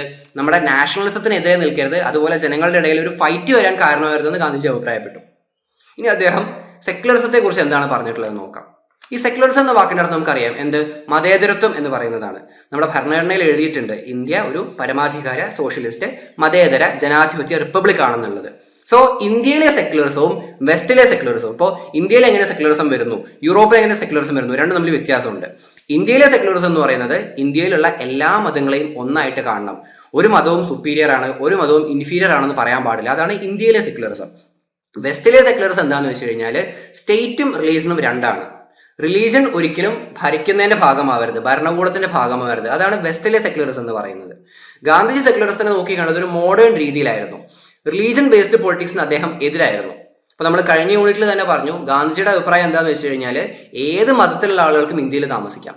ഹിന്ദുയിസം, സിഖിസം പോലുള്ള റിലീജിയൻസിന്റെ ഉത്ഭവം ഇന്ത്യയിലാണ്. പക്ഷെ എന്താണ്, ഇന്ത്യക്ക് പുറത്തുണ്ടായിട്ടുള്ള ക്രിസ്ത്യാനിറ്റിയും ഇസ്ലാമും ജൂതായിസം ഒക്കെ ഫോളോ ചെയ്യുന്ന ആളുകളും ഇന്ത്യയിലുണ്ട്. സോ ഇന്ത്യ എന്ന് പറയുന്നത് എല്ലാ മതസ്ഥർക്കും ഒരു ഹോംലാൻഡ് ആയിരിക്കണം. റിലീജിയൻ എന്ന് പറയുന്നത് ജനങ്ങളുടെ എഡ്യൂക്കേഷൻ, പൊളിറ്റിക്സ്, എക്കണോമി അങ്ങനത്തെ കാര്യങ്ങളിൽ നിന്ന് മാറി നിൽക്കണം. അതായത് റിലീജിയൻ ഒരിക്കലും ഈ കാര്യങ്ങളിൽ കൈകടത്തരുത് എന്നാണ് ഗാന്ധിജി പറഞ്ഞത്. He believed in A multi religious society. ഒരു റിലീജിയനും ഇൻഫീരിയറും സുപ്പീരിയറും അല്ല, എല്ലാ റിലീജിയനും ഒരേപോലെ സ്പേസുള്ള മൾട്ടി റിലീജിയസ് സൊസൈറ്റി വേണമെന്നും ഗാന്ധിജി പറഞ്ഞു. സെക്യുലറിസം എന്ന് പറയുന്നത് നമുക്ക് ബ്രിട്ടീഷുകാർക്കെതിരെ ഫൈറ്റ് ചെയ്യാനും അല്ലെങ്കിൽ കമ്മ്യൂണിസത്തിനെതിരെ ഒരു സംഭവം മാത്രമാണ് വലുത്, ഒരു റിലീജിയൻ മാത്രമാണ് വലുത്, ഒരു എത്നിസിറ്റി മാത്രമാണ് വലുത്, അതിനെതിരെയുള്ള ഒരു പോരാട്ടമാണ് എന്ത് സെക്യുലറിസം എന്ന് ഗാന്ധിജി പറഞ്ഞു. അതുപോലെ തന്നെ നാഷണലിസത്തിന്റെ ഒരു സ്പിരിച്വൽ കോൺസെപ്റ്റും അദ്ദേഹം എക്സ്പ്ലെയിൻ ചെയ്തിട്ടുണ്ട്. സ്പിരിച്വൽ ഇൻ ദ സെൻസ് നമ്മൾ നേരെ കാണുന്ന കാര്യങ്ങൾക്കും അപ്പുറത്തേക്ക് അതിനൊരു ആത്മീയമായ വശം എന്നോ ഒരു ഇന്നർ മീനിങ് എന്നോ ഡീപ്പർ മീനിങ് എന്നോ അത്തരം കാര്യങ്ങൾക്കാണ് ഗാന്ധിജി കൂടുതലും ഇമ്പോർട്ടൻസ് കൊടുത്തിട്ടുള്ളത്. Nationalism Gru in the process of historical evolution. ഈ നാഷണലിസം എന്ന് പറയുന്നത് എങ്ങനെയാണ്, അത് ഹിസ്റ്റോറിക്കലി ഇവോൾവ് ആയിക്കൊണ്ടിരിക്കുന്നതാണ്. ജസ്റ്റ് ഏതെങ്കിലും ഒരു ലീഡർ വന്ന് ഒരു പൊളിറ്റിക്കൽ അനൗൺസ്മെന്റ് നടത്തിയതുകൊണ്ടോ അല്ലെങ്കിൽ ഒരു പൊളിറ്റിക്കൽ സ്പീച്ച് നടത്തിയതുകൊണ്ടോ ആളുകളുടെ നാഷണലിസം വരുമോ? ഇല്ല. അതുപോലെ നമ്മൾ എന്തെങ്കിലും വയലന്റ് ആയിട്ടുള്ള ഒരു മെത്തേഡിലൂടെ ഒരു റെവല്യൂഷനിലൂടെ പെട്ടെന്ന് ഒരു മാറ്റം ഉണ്ടായി കഴിഞ്ഞാൽ അവിടെ എന്ത് വരുമോ, നാഷണലിസം വരുമോ? ഇല്ല എന്നാണ് ഗാന്ധിജി പറഞ്ഞത്. അത് കാലക്രമേണ ഓരോ ലെവലുകളായി സ്റ്റേജുകളായി കടന്നു പോകേണ്ടതാണ്. അതുപോലെ തന്നെ ടു നാഷൻ തിയറിയെ ഗാന്ധിജി എതിർത്തിരുന്നു. ടു നാഷൻ തിയറി നമുക്കറിയാം, ഇന്ത്യയെ പാർട്ടീഷൻ ചെയ്ത് ഇന്ത്യ പാകിസ്ഥാൻ മുഹമ്മദ് അലി ജിന്നെ പറഞ്ഞിട്ടുള്ള ആ ഒരു ടു നാഷൻ തിയറിയെ ഗാന്ധിജി ശക്തമായിട്ട് എതിർത്തിട്ടുണ്ട്. ഗാന്ധിജിയുടെ കൺസെപ്റ്റിൽ ഒരു മാതൃകാ രാജ്യം, ഐഡിയൽ നേഷൻഹുഡ് എന്ന് പറയുന്നത് എന്തായിരിക്കണം, അവിടെ ഡിസ്ക്രിമിനേഷൻ പാടില്ല, റിച്ച് പൂർ എന്ന വേർതിരിവ് പാടില്ല, അൺടച്ചബിലിറ്റി ഉണ്ടാവാൻ പാടില്ല, ജെൻഡർ ഇക്വാലിറ്റി വേണം, പീസ് വേണം, മ്യൂച്വൽ കോപ്പറേഷൻ വേണം, ഓരോ റിലീജിയനും യൂണിറ്റിയും ഓരോ റിലീജിയനും അതിൻ്റെതായിട്ടുള്ള റെസ്പെക്ട് വേണം. ഇത്തരത്തിലുള്ളൊരു സ്ഥലമാണ് ഒരു ഐഡിയൽ നാഷൻ എന്നാണ് ഗാന്ധിജി അഭിപ്രായപ്പെട്ടത്. ഇനി ഗാന്ധിജി എങ്ങനെയാണ് ഇന്ത്യയിലെ നാഷണൽ മൂവ്മെന്റ്സിന്റെ ഭാഗമായതെന്ന് നമുക്ക് നോക്കാം. ഗാന്ധിജി ഇന്ത്യയിൽ വന്ന് ഒരു 4 വർഷത്തിന്റെ ഉള്ളിൽ തന്നെ 1915 എത്തിയ ഒരു 1919, 1920 ഒക്കെ ആയപ്പോഴേക്കും തന്നെ ഇന്ത്യയിൽ അല്ലെങ്കിൽ ഇന്ത്യൻ നാഷണൽ കോൺഗ്രസിന്റെ ഒരു വെൽ നോൺ ഫേസ് ആയിട്ട് ഗാന്ധിജി വളർന്നു വരികയായിരുന്നു. Non corporation movement, civil disobedience movement, quit India movement പോലുള്ള മൂവ്മെന്റ്സ് ലോഞ്ച് ചെയ്തതിന്റെ പിന്നിലെ ബ്രെയിൻ ഗാന്ധിജിയാണ്. ഗാന്ധിജി എന്താ പറഞ്ഞതെന്ന് വെച്ച് കഴിഞ്ഞാൽ, ഗവൺമെന്റിന് നമ്മളോട് എന്തെങ്കിലും മോശമായിട്ട് ചെയ്യണമെന്നുണ്ടെങ്കിൽ, ഇപ്പൊ നമ്മളെ ഒരു ഗവൺമെന്റ് ഭരിക്കുന്നുണ്ട്, ആ ഗവൺമെന്റ് നമ്മുടെ അടുത്ത് അനീതിയോ അക്രമമോ കാണിക്കുന്നുണ്ടെങ്കിൽ നമ്മൾ പോലും അറിയാണ്ട് അതിനൊരു സപ്പോർട്ട് കൊടുക്കുന്നതുകൊണ്ടാണെന്നാണ് പറയുന്നത്. ഇപ്പൊ നമ്മളെ എതിർക്കുകയാണെന്നുണ്ടെങ്കിൽ, നമ്മൾ വായ തുറന്ന് സംസാരിക്കുകയാണെന്നുണ്ടെങ്കിൽ ഒരിക്കലും നമ്മളെ വേറൊരാൾക്കും എന്ത് ചെയ്യാൻ കഴിയില്ല, അടിച്ചമർത്താനോ ഭരിക്കാനോ സാധിക്കില്ല എന്നാണ് ഗാന്ധിജി പറഞ്ഞത്. സോ നമ്മൾ എന്ത് ചെയ്യണം, we should raise our voice എന്ന് ഗാന്ധിജി പറഞ്ഞു. നോൺ കോപ്പറേഷൻ, ഈ നിസ്സാരണ പ്രസ്ഥാനം എന്നൊക്കെ പറയുന്നത് കേൾക്കുമ്പോൾ ഒരു ചെറിയ സംഭവമാണെന്നൊക്കെ തോന്നും, പക്ഷെ അത്ര ചെറിയ സംഭവം അല്ല. ഒരു ലാർജ് സ്കെയിലിൽ ചെയ്യുകയാണെന്നുണ്ടെങ്കിൽ അത് വളരെ വലുതാണ്. ജനങ്ങളുടെ ഉള്ളിലെ പേടി മാറ്റാനും അവരുടെ ധൈര്യം വർദ്ധിപ്പിക്കാനും, ക്വിറ്റ് ചെയ്യില്ല, നമ്മൾ ഒരിക്കലും തോക്കില്ല എന്നുള്ള രീതിയിൽ അവരുടെ ടെനാസിറ്റി ഇംപ്രൂവ് ചെയ്യാനും എല്ലാം നോൺ കോപ്പറേഷൻ മൂവ്മെന്റ് സഹായിക്കുന്നു. ഈ മൂവ്മെന്റ്സ് എന്തെന്ന് നമ്മൾ എക്സ്പ്ലെയിൻ ചെയ്യുന്നില്ല, ഗാന്ധിജിയുടെ പങ്കിനെ കുറിച്ചാണ് നമ്മൾ സംസാരിക്കുന്നത്, അതുകൊണ്ടാണ്. സോ ഈ movement, non corporation movement expand ചെയ്തു, ഒരുപാട് ഇടങ്ങളിലേക്ക് ഒരുപാട് ആളുകളിലേക്ക് അത് എത്തി. പക്ഷെ അത് ഒരിക്കലും അതിന്റെ ഒരു അൾട്ടിമേറ്റ് ലക്ഷ്യത്തിലോട്ട് എത്തിയിരുന്നില്ല. നോൺ കോപ്പറേഷൻ മൂവ്മെന്റ് ലക്ഷ്യം എന്ന് പറയുന്നത് ജനങ്ങൾ ബ്രിട്ടീഷ് സർക്കാരിനോട് സഹകരിക്കാതിരിക്കുക, ബ്രിട്ടീഷ് ഓഫീസുകൾ പതുക്കെ നിശ്ചലമാക്കുക, ബ്രിട്ടീഷ് ഓഫീസുകളുടെ പ്രവർത്തനം നിർത്തുക എന്നുള്ളതായിരുന്നു. പക്ഷേ അങ്ങനെയൊന്നും ഉണ്ടായില്ല, ബ്രിട്ടീഷ് ഗവൺമെന്റ് പിന്നെയും പ്രവർത്തിച്ചു. സോ നോൺ കോപ്പറേഷൻ മൂവ്മെന്റ് ഒരു കംപ്ലീറ്റ് സക്സസ് ആയിരുന്നില്ല എന്നാണ് ഇവിടെ പറയുന്നത്. ഇനി സിവിൽ ഡിസോബീഡിയൻസ് എന്ന് പറയുന്നത് ഒരിക്കലും ഒരു നിയമത്തിനെതിരെയുള്ള സംഭവം, നമ്മൾ നിയമലംഘന പ്രസ്ഥാനം എന്നാണ് അതിനെ പറയാനുള്ളത്. പക്ഷെ അതിന്റെ അർത്ഥം എന്താണെന്ന് വെച്ചാൽ നിയമത്തിനെ ലംഘിക്കുക എന്നുള്ളതല്ല, നിയമം ഇല്ലാതാക്കുക എന്നുള്ളതുമല്ല. It is a bloodless substitute. ഒരു ആംഡ് റിവോൾട്ടിന് പകരം, ആയുധമേന്തിയുള്ള ഒരു പോരാട്ടത്തിന് പകരം രക്തരഹിതമായ ഒരു സബ്സ്റ്റിറ്റ്യൂട്ട് ആണ് എന്ത്, സിവിൽ ഡിസോബീഡിയൻസ് എന്ന് പറയുന്നത്. അത് നോൺ വയലന്റ് ആയിരിക്കണം, എല്ലാ ജനങ്ങളെയും ഉൾക്കൊള്ളിക്കുന്നതായിരിക്കണം. ഇപ്പോൾ ഗവൺമെന്റ് ചെയ്യുന്ന കാര്യങ്ങൾ തന്നെ നിയമത്തിനെതിരായിട്ടാണ്, ഗവൺമെന്റ് ചെയ്യുന്നത് അനീതിയാണെന്നുണ്ടെങ്കിൽ നിയമങ്ങൾ ലംഘിക്കുന്നതിൽ ഒരു കുഴപ്പമില്ല എന്നാണ് ഗാന്ധിജി പറഞ്ഞത്. അതാണ് എന്ത്, സിവിൽ ഡിസോബീഡിയൻസ് മൂവ്മെന്റ് എന്ന് പറയുന്നത്. ഈ ക്വിറ്റ് ഇന്ത്യ മൂവ്മെന്റിന്റെ കാര്യം പറയുമ്പോൾ അടുത്ത മൂവ്മെന്റ് ക്വിറ്റ് ഇന്ത്യ മൂവ്മെന്റ് തുടങ്ങിയ കാര്യം ഗാന്ധിജി പറയുന്നത് ഇങ്ങനെയാണ്: ജനങ്ങളുടെ ഇടയിൽ ദേഷ്യം കൂടി വരുന്നു, ജനങ്ങൾ ഒട്ടും ക്ഷമയില്ലാതെയായിട്ട് മാറുന്നു, ബ്രിട്ടീഷുകാർ ഇനി ഇവിടെ നിന്ന് കഴിഞ്ഞാൽ ഇവിടെ എന്തെങ്കിലും ഭീകരമായിട്ടുള്ള വയലൻസ് ഉണ്ടാകുമെന്നൊരു കാര്യം ഗാന്ധിജി മനസ്സിലാക്കുന്നു. അങ്ങനെ ജനങ്ങൾ ഒരിക്കലും വയലന്റ് ആവാതിരിക്കാൻ വേണ്ടി, വയലൻസിന്റെ പുറകെ പോകാതിരിക്കാൻ വേണ്ടിയാണ് അദ്ദേഹം ക്വിറ്റ് ഇന്ത്യ മൂവ്മെന്റ് എന്ന സംഭവം ലോഞ്ച് ചെയ്യുന്നത്. അതായത് ഇതിനൊരിക്കലും ഒരു വയലന്റ് നേച്ചർ വരാൻ പാടില്ല എന്ന് അദ്ദേഹത്തിന് നിർബന്ധം ഉണ്ടായിരുന്നു. അതിന്റെ ഭാഗമായിട്ടാണ് ക്വിറ്റ് ഇന്ത്യ, നിങ്ങൾ ഇവിടുന്ന് പോവുകയാണ് വേണ്ടത് എന്നൊരു മൂവ്മെന്റ് ഗാന്ധിജി ലോഞ്ച് ചെയ്യുന്നത് എന്നാണ് പറയുന്നത്. നോൺ വയലൻസിൽ തന്നെ ഊന്നിക്കൊണ്ട് ഗാന്ധിജി എപ്പോഴും പറയാറുള്ള പോലെ തന്നെ his fight was not against imperialism, his fight was against imperialism. British ഗവൺമെന്റിനെതിരെയാണ് അദ്ദേഹത്തിന്റെ ഫൈറ്റ്, അല്ലാണ്ട് ബ്രിട്ടീഷുകാർക്കെതിരെയല്ല. നമ്മൾ കഴിഞ്ഞ യൂണിറ്റിൽ പറഞ്ഞു, ഗാന്ധിജി പറഞ്ഞു ബ്രിട്ടീഷുകാർക്ക് വേണമെങ്കിൽ ഇന്ത്യയിൽ താമസിക്കാം, ഇന്ത്യയുടെ കൂടെ ഇന്ത്യയുടെ ഭാഗമായിട്ട് അവർക്ക് ജീവിക്കാം, അവർക്ക് കച്ചവടം ചെയ്യാം, അവർക്ക് ടൂറിസ്റ്റുകളാവാം, ഒരു കുഴപ്പമില്ല. പക്ഷേ നമ്മളെ കയറി അടക്കി ഭരിക്കുന്ന രീതിയിലോട്ട് അല്ലെങ്കിൽ അത്തരം ജനദ്രോഹപരമായിട്ടുള്ള കാര്യങ്ങൾക്ക് അവർ പോവരുത് എന്ന് മാത്രമേ ഗാന്ധിജി പറഞ്ഞിട്ടുള്ളൂ. ഇനി ഗാന്ധിജി മാർജിനലൈസ്ഡ് ഗ്രൂപ്പ്സിനെ കുറിച്ച് അല്ലെങ്കിൽ അരികുവൽക്കരിക്കപ്പെട്ട ഗ്രൂപ്പുകളെ കുറിച്ച് എങ്ങനെയാണ് സംസാരിച്ചത്, ഗാന്ധിജിയുടെ കോൺസെപ്റ്റ് പ്രകാരം എന്താണ് ഇൻക്ലൂഷൻ, എക്സ്ക്ലൂഷൻ എന്നൊക്കെ നമുക്ക് നോക്കാം. ഗാന്ധിജിയുടെ അഭിപ്രായത്തിൽ ഇന്ത്യൻ സൊസൈറ്റി പണ്ടു മുതലേ എന്താണ്, നോൺ ഇഗാലിറ്റേറിയൻ ആണ്. ഇന്ത്യയിൽ ഇക്വാലിറ്റി എന്ന് പറഞ്ഞ സാധനം പണ്ട് തൊട്ടേ ഇല്ല. കാരണം എന്താണ്?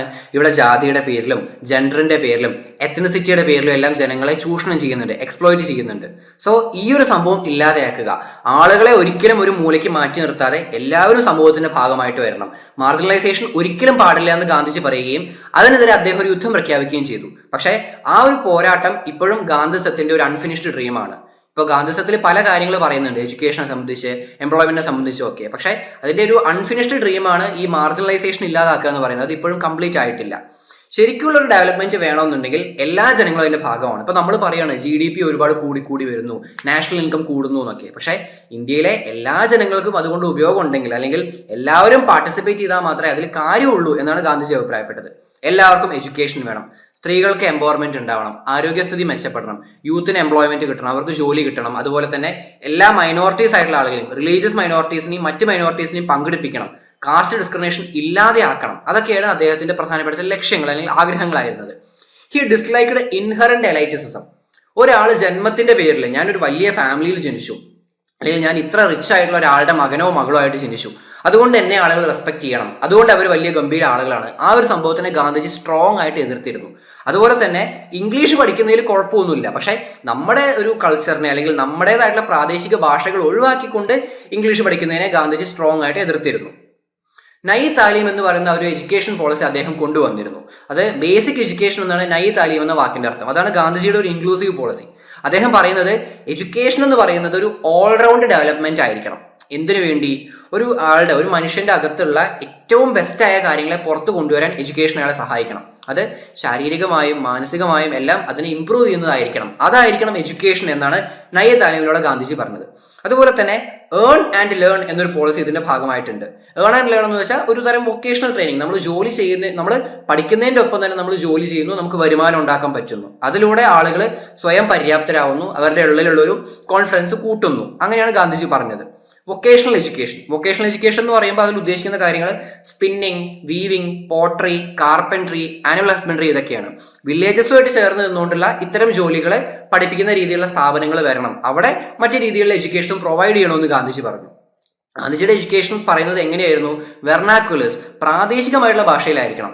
ഏത് നാട്ടിലാണോ ആ സംഭവം ഉള്ളത് അവരുടെ ഭാഷ എന്താണ്, ആ ഭാഷയായിരിക്കണം പഠിപ്പിക്കുന്നതിന്റെ മീഡിയം എന്ന് പറയുന്നത്. അതുപോലെ തന്നെ എഡ്യൂക്കേഷൻ ജസ്റ്റ് എഴുത്തും വായനയും പഠിപ്പിക്കാൻ വേണ്ടി മാത്രം ആവരുത്. ചുറ്റുമുള്ള ലോകം എങ്ങനെയാണ്, നമ്മുടെ സമൂഹം എങ്ങനെയാണ്, നമ്മുടെ ഒരു കൾച്ചർ എങ്ങനെയാണ്, ട്രഡീഷൻ എങ്ങനെയാണ്, ഇതെല്ലാം പഠന വിഷയമാവണമെന്ന് ഗാന്ധിജി പറഞ്ഞിട്ടുണ്ട്. How ever this never get materialise. പക്ഷെ ഇതൊന്നും ഈ രീതിയിൽ നടപ്പിലാക്കാൻ പറ്റിയില്ല. Education ensures moral development. അവർക്ക് മോറലി ഒരു ഡെവലപ്മെന്റ് ഉണ്ടാവണം. ഒരു പബ്ലിക് സ്പേസിൽ, ഒരു പൊതു ഇടത്തിൽ ഇറങ്ങി നിന്നു കഴിഞ്ഞാൽ എങ്ങനെ പ്രവർത്തിക്കണം, എങ്ങനെ നിൽക്കണം എന്നതിനെല്ലാം അവരെ പ്രാപ്തരാക്കുന്നതായിരിക്കണം എഡ്യൂക്കേഷൻ എന്നാണ് അദ്ദേഹത്തിന്റെ നയി താലീം എന്നൊരു പദ്ധതിയിലൂടെ അദ്ദേഹം വിഭാവന ചെയ്തിരുന്നത്. പക്ഷെ അതൊന്നും നടത്തിയെടുക്കാൻ പറ്റിയിരുന്നില്ല. അതുപോലെ തന്നെ ഗാന്ധിജി എപ്പോഴും ഓർത്തഡോക്സ് ഹിന്ദുസുമായിട്ട്, അതായത് പരമ്പരാഗതമായിട്ടുള്ള സ്ട്രിക്റ്റ് ആയിട്ടുള്ള ഹിന്ദുസുമായിട്ടും ദളിത്സുമായിട്ടും ദളിതരുടെ ലീഡേഴ്സുമായിട്ടും എപ്പോഴും ഒരു ഫൈറ്റിലായിരുന്നു. ഈ രണ്ട് ഗ്രൂപ്പുകളും ഗാന്ധിജി ഒരു ശത്രുവായിട്ടാണ് കൺസിഡർ ചെയ്തിരുന്നത്. കാര്യം എന്താണെന്ന് വെച്ചാൽ ഗാന്ധിജിക്ക് മനസ്സിലായ ഒരു കാര്യമുണ്ട്. ഹിന്ദുയിസം അല്ലെങ്കിൽ ഹിന്ദു കൾച്ചർ എന്ന് പറയുന്നതിൽ കാസ്റ്റ് സിസ്റ്റം ഭീകരമായിട്ടുണ്ട്. ഈ കാസ്റ്റ് സിസ്റ്റത്തിന് ഒരു എക്സ്ക്ലൂഷണറി ആറ്റിറ്റ്യൂഡാണ്. ഈ ജാതിക്കാരന് ഇവിടെ നിൽക്കാം, ഈ ജാതിക്കാരന് ഇവിടെ നിൽക്കണ്ട, ഈ ജാതിക്കാരന് പഠിക്കാം, ഈ ജാതിക്കാരന് പഠിക്കണ്ട, ഇയാൾക്ക് ഈ ജോലി ചെയ്യാം, ഇയാൾ ഈ ജോലി ചെയ്യണ്ട. അങ്ങനെ ഒരു എക്സ്ക്ലൂഷണറി നേച്ചർ കാസ്റ്റിനുണ്ട്. ഇതിന്റെ ഭാഗമായിട്ട് പലപ്പോഴും ഭീകരമായിട്ടുള്ള വയലൻസും നടക്കാറുണ്ട് ഈ ജാതിയിൽ ചില പ്രശ്നങ്ങൾ ഉണ്ടാകുന്ന സമയത്ത്. ഇതിനെല്ലാം ഗാന്ധിജി എതിർത്തിട്ടുണ്ട്. അത് അവിടെയുള്ള പല ഓർത്തഡോക്സ് ഹിന്ദുസിനും ഒട്ടും സഹിക്കാൻ പറ്റുമായിരുന്നില്ല. അതേപോലെ തന്നെ ഗാന്ധിജി എന്താ പറഞ്ഞതെന്ന് വെച്ചാൽ ജനങ്ങളെ മുന്നോട്ട് കൊണ്ടുവരണം. സമൂഹത്തിലുള്ള ഓരോ ആളുകളെയും, ഓരോ റിച്ച് പൂർ ആയിട്ടുള്ള ആളെയും അല്ലെങ്കിൽ ഓരോ മാർജിനലൈസ്ഡ് ആളുകളെയും സമൂഹത്തിന്റെ ഭാഗമായിട്ട് മുന്നോട്ട് കൊണ്ടുവരണം. എങ്ങനെ? ജസ്റ്റിസ്, നീതി വേണം, തുല്യത വേണം, മാന്യത വേണം. എല്ലാ ആളുകൾക്കും അവരുടേതായിട്ടുള്ള അഭിമാനമുണ്ട്, ഡിഗ്നിറ്റി ഉണ്ട്, സെൽഫ് റെസ്പെക്ട് ഉണ്ട്. എല്ലാവരെയും മാന്യമായിട്ട് ഒരേ രീതിയിൽ പരിഗണിക്കണം എന്നെല്ലാം ഗാന്ധിജി പറഞ്ഞു. ഈ കാര്യങ്ങളെല്ലാം ദളിത് ലീഡേഴ്സിന് പൊതുവെ ഇഷ്ടപ്പെട്ടു. പക്ഷെ ഗാന്ധിജി അവസാനം പറഞ്ഞൊരു പ്രശ്നമാണ് ഇതിനെതിരെ നിന്നത്. അതിന്റെ കാര്യം എന്താണെന്ന് പറയാം. അദ്ദേഹം സൗത്ത് ആഫ്രിക്കയിലായിരുന്ന സമയത്ത് കാസ്റ്റും അൺടച്ചബിലിറ്റിയും വലിയൊരു വിഷയമായിരുന്നില്ല. കാര്യം എന്താ വെച്ചാൽ അവിടുത്തെ സൗത്ത് ആഫ്രിക്കയിലായിരുന്ന സമയത്ത് ഇന്ത്യക്കാരെ ബ്രിട്ടീഷുകാർ ബുദ്ധിമുട്ടിച്ചിരുന്നു. അത് കാസ്റ്റിന്റെ പേരിലല്ല, അത് റേസിന്റെ പേരിൽ, നിങ്ങൾ ഇന്ത്യക്കാരാണെന്നുള്ള പേരിൽ മാത്രമായിരുന്നു. സോ ജാതി എന്നൊരു വിഷയം സൗത്ത് ആഫ്രിക്കയിൽ ഗാന്ധിജി അനുഭവിച്ചിട്ടില്ല. അതുപോലെ തന്നെ അദ്ദേഹം തിരിച്ചു വന്നപ്പോഴാണ്, അദ്ദേഹം ഇന്ത്യയിൽ വന്നപ്പോഴാണ് ജാതി ഇത്രയും വലിയൊരു പ്രശ്നമാണെന്ന് മനസ്സിലായത്. ഗാന്ധിജി ഇന്ത്യൻ കാസ്റ്റ് സിസ്റ്റത്തെ കുറിച്ച് മനസ്സിലാക്കിയത് ഇതാണ്. അദ്ദേഹത്തിന്റെ ഒരു കാഴ്ചപ്പാടില് ഹിന്ദുയിസത്തിനെ അല്ലെങ്കിൽ ഹിന്ദു സൊസൈറ്റിയെ, ഹിന്ദു കൾച്ചറിനെ എന്നും സംരക്ഷിക്കുന്ന ഒരു സാധനമാണ് കാസ്റ്റ് സിസ്റ്റം. ഈ കാസ്റ്റ് സിസ്റ്റത്തിനെ ഇല്ലാതെയാക്കുക എന്ന് പറയുന്നത് ഇമ്പോസിബിൾ ആണ്. സോ അതിനെ ഇല്ലാതെയാക്കണമെന്ന് ഗാന്ധിജിയും ആഗ്രഹിച്ചിരുന്നില്ല. പക്ഷേ കാസ്റ്റ് സിസ്റ്റം ഉള്ളതുകൊണ്ടുള്ള കുറെ പ്രശ്നങ്ങളുണ്ട്. ഡിസ്ക്രിമിനേഷൻ ഉണ്ട്, ഡൊമിനേഷൻ ഉണ്ട്, വയലൻസ് ഉണ്ട്, ഭീകരമായിട്ടുള്ള ഇഷ്യൂസ് ഉണ്ട്. ഇതിനെയെല്ലാം എങ്ങനെയെങ്കിലും ഇവിടുന്ന് തുരത്തണം, കാസ്റ്റ് സിസ്റ്റം ഇവിടെ നിർത്തണമെന്ന് ഗാന്ധിജി അഭിപ്രായപ്പെട്ടു. ഇതാണ് ദളിത് ലീഡേഴ്സിന് ഗാന്ധിജിയോടുള്ള എതിർപ്പിനും വിരോധത്തിനും കാരണമായിട്ടുള്ള ഒരു മെയിൻ വിഷയം. ഗാന്ധിജി ഈ ദളിത്തിന്റെ ഈ മനുഷ്യരുടെ കാര്യങ്ങൾക്ക് പുറമെ, അതായത് ജാതിയുടെയും മതത്തിന്റെയും പ്രശ്നങ്ങൾക്ക് പുറമെ സ്ത്രീകൾ നേരിടുന്ന പ്രശ്നങ്ങളെ കുറിച്ചും സംസാരിച്ചിട്ടുണ്ട്. ഗാന്ധിജിയുടെ അഭിപ്രായത്തിൽ men and women are fundamentally same. സ്ത്രീയും പുരുഷനും തുല്യരാണ്. സ്ത്രീ ഇല്ലെങ്കിൽ പുരുഷനുമില്ല, പുരുഷനില്ലെങ്കിൽ സ്ത്രീയുമില്ല. പക്ഷെ എന്തുകൊണ്ടോ പണ്ട് തൊട്ടേ സ്ത്രീകൾ പലപ്പോഴും പുരുഷന്മാരുടെ അണ്ടറിലാണ് നിൽക്കുന്നത്. അവർക്കൊരു ഇൻഫീരിയർ സ്റ്റാറ്റസ് ഉണ്ട്. സ്ത്രീ പലപ്പോഴും പുരുഷന്റെ ഒരു പ്ലേത്തിങ് ആണ്, അല്ലെങ്കിൽ അവരുടെ ഒരു ലസ്റ്റ്, കാമം തീർക്കാനുള്ള ഒരു വസ്തു മാത്രമെന്ന രീതിയിലാണ് അവരെ നോക്കി കണ്ടിട്ടുള്ളത് എന്നൊരു കാര്യമെല്ലാം ഗാന്ധിജി പറയുന്നുണ്ട്. സ്ത്രീകൾ എന്ത് ചെയ്യണം? അവരുടെ അവകാശങ്ങൾ മനസ്സിലാക്കണം. അവർക്ക് ജസ്റ്റ് വീട്ടിലിരിക്കുകയെന്നോ അല്ലെങ്കിൽ കുട്ടികൾക്ക് ജന്മം കൊടുക്കുക എന്നുള്ളതിനും അപ്പുറത്തേക്ക് ഒരുപാട് കാര്യങ്ങൾ സമൂഹത്തിന് വേണ്ടി ചെയ്യാനുണ്ട്. അത് സ്ത്രീകൾ മനസ്സിലാക്കണമെന്ന് ഗാന്ധിജി അഭിപ്രായപ്പെട്ടു.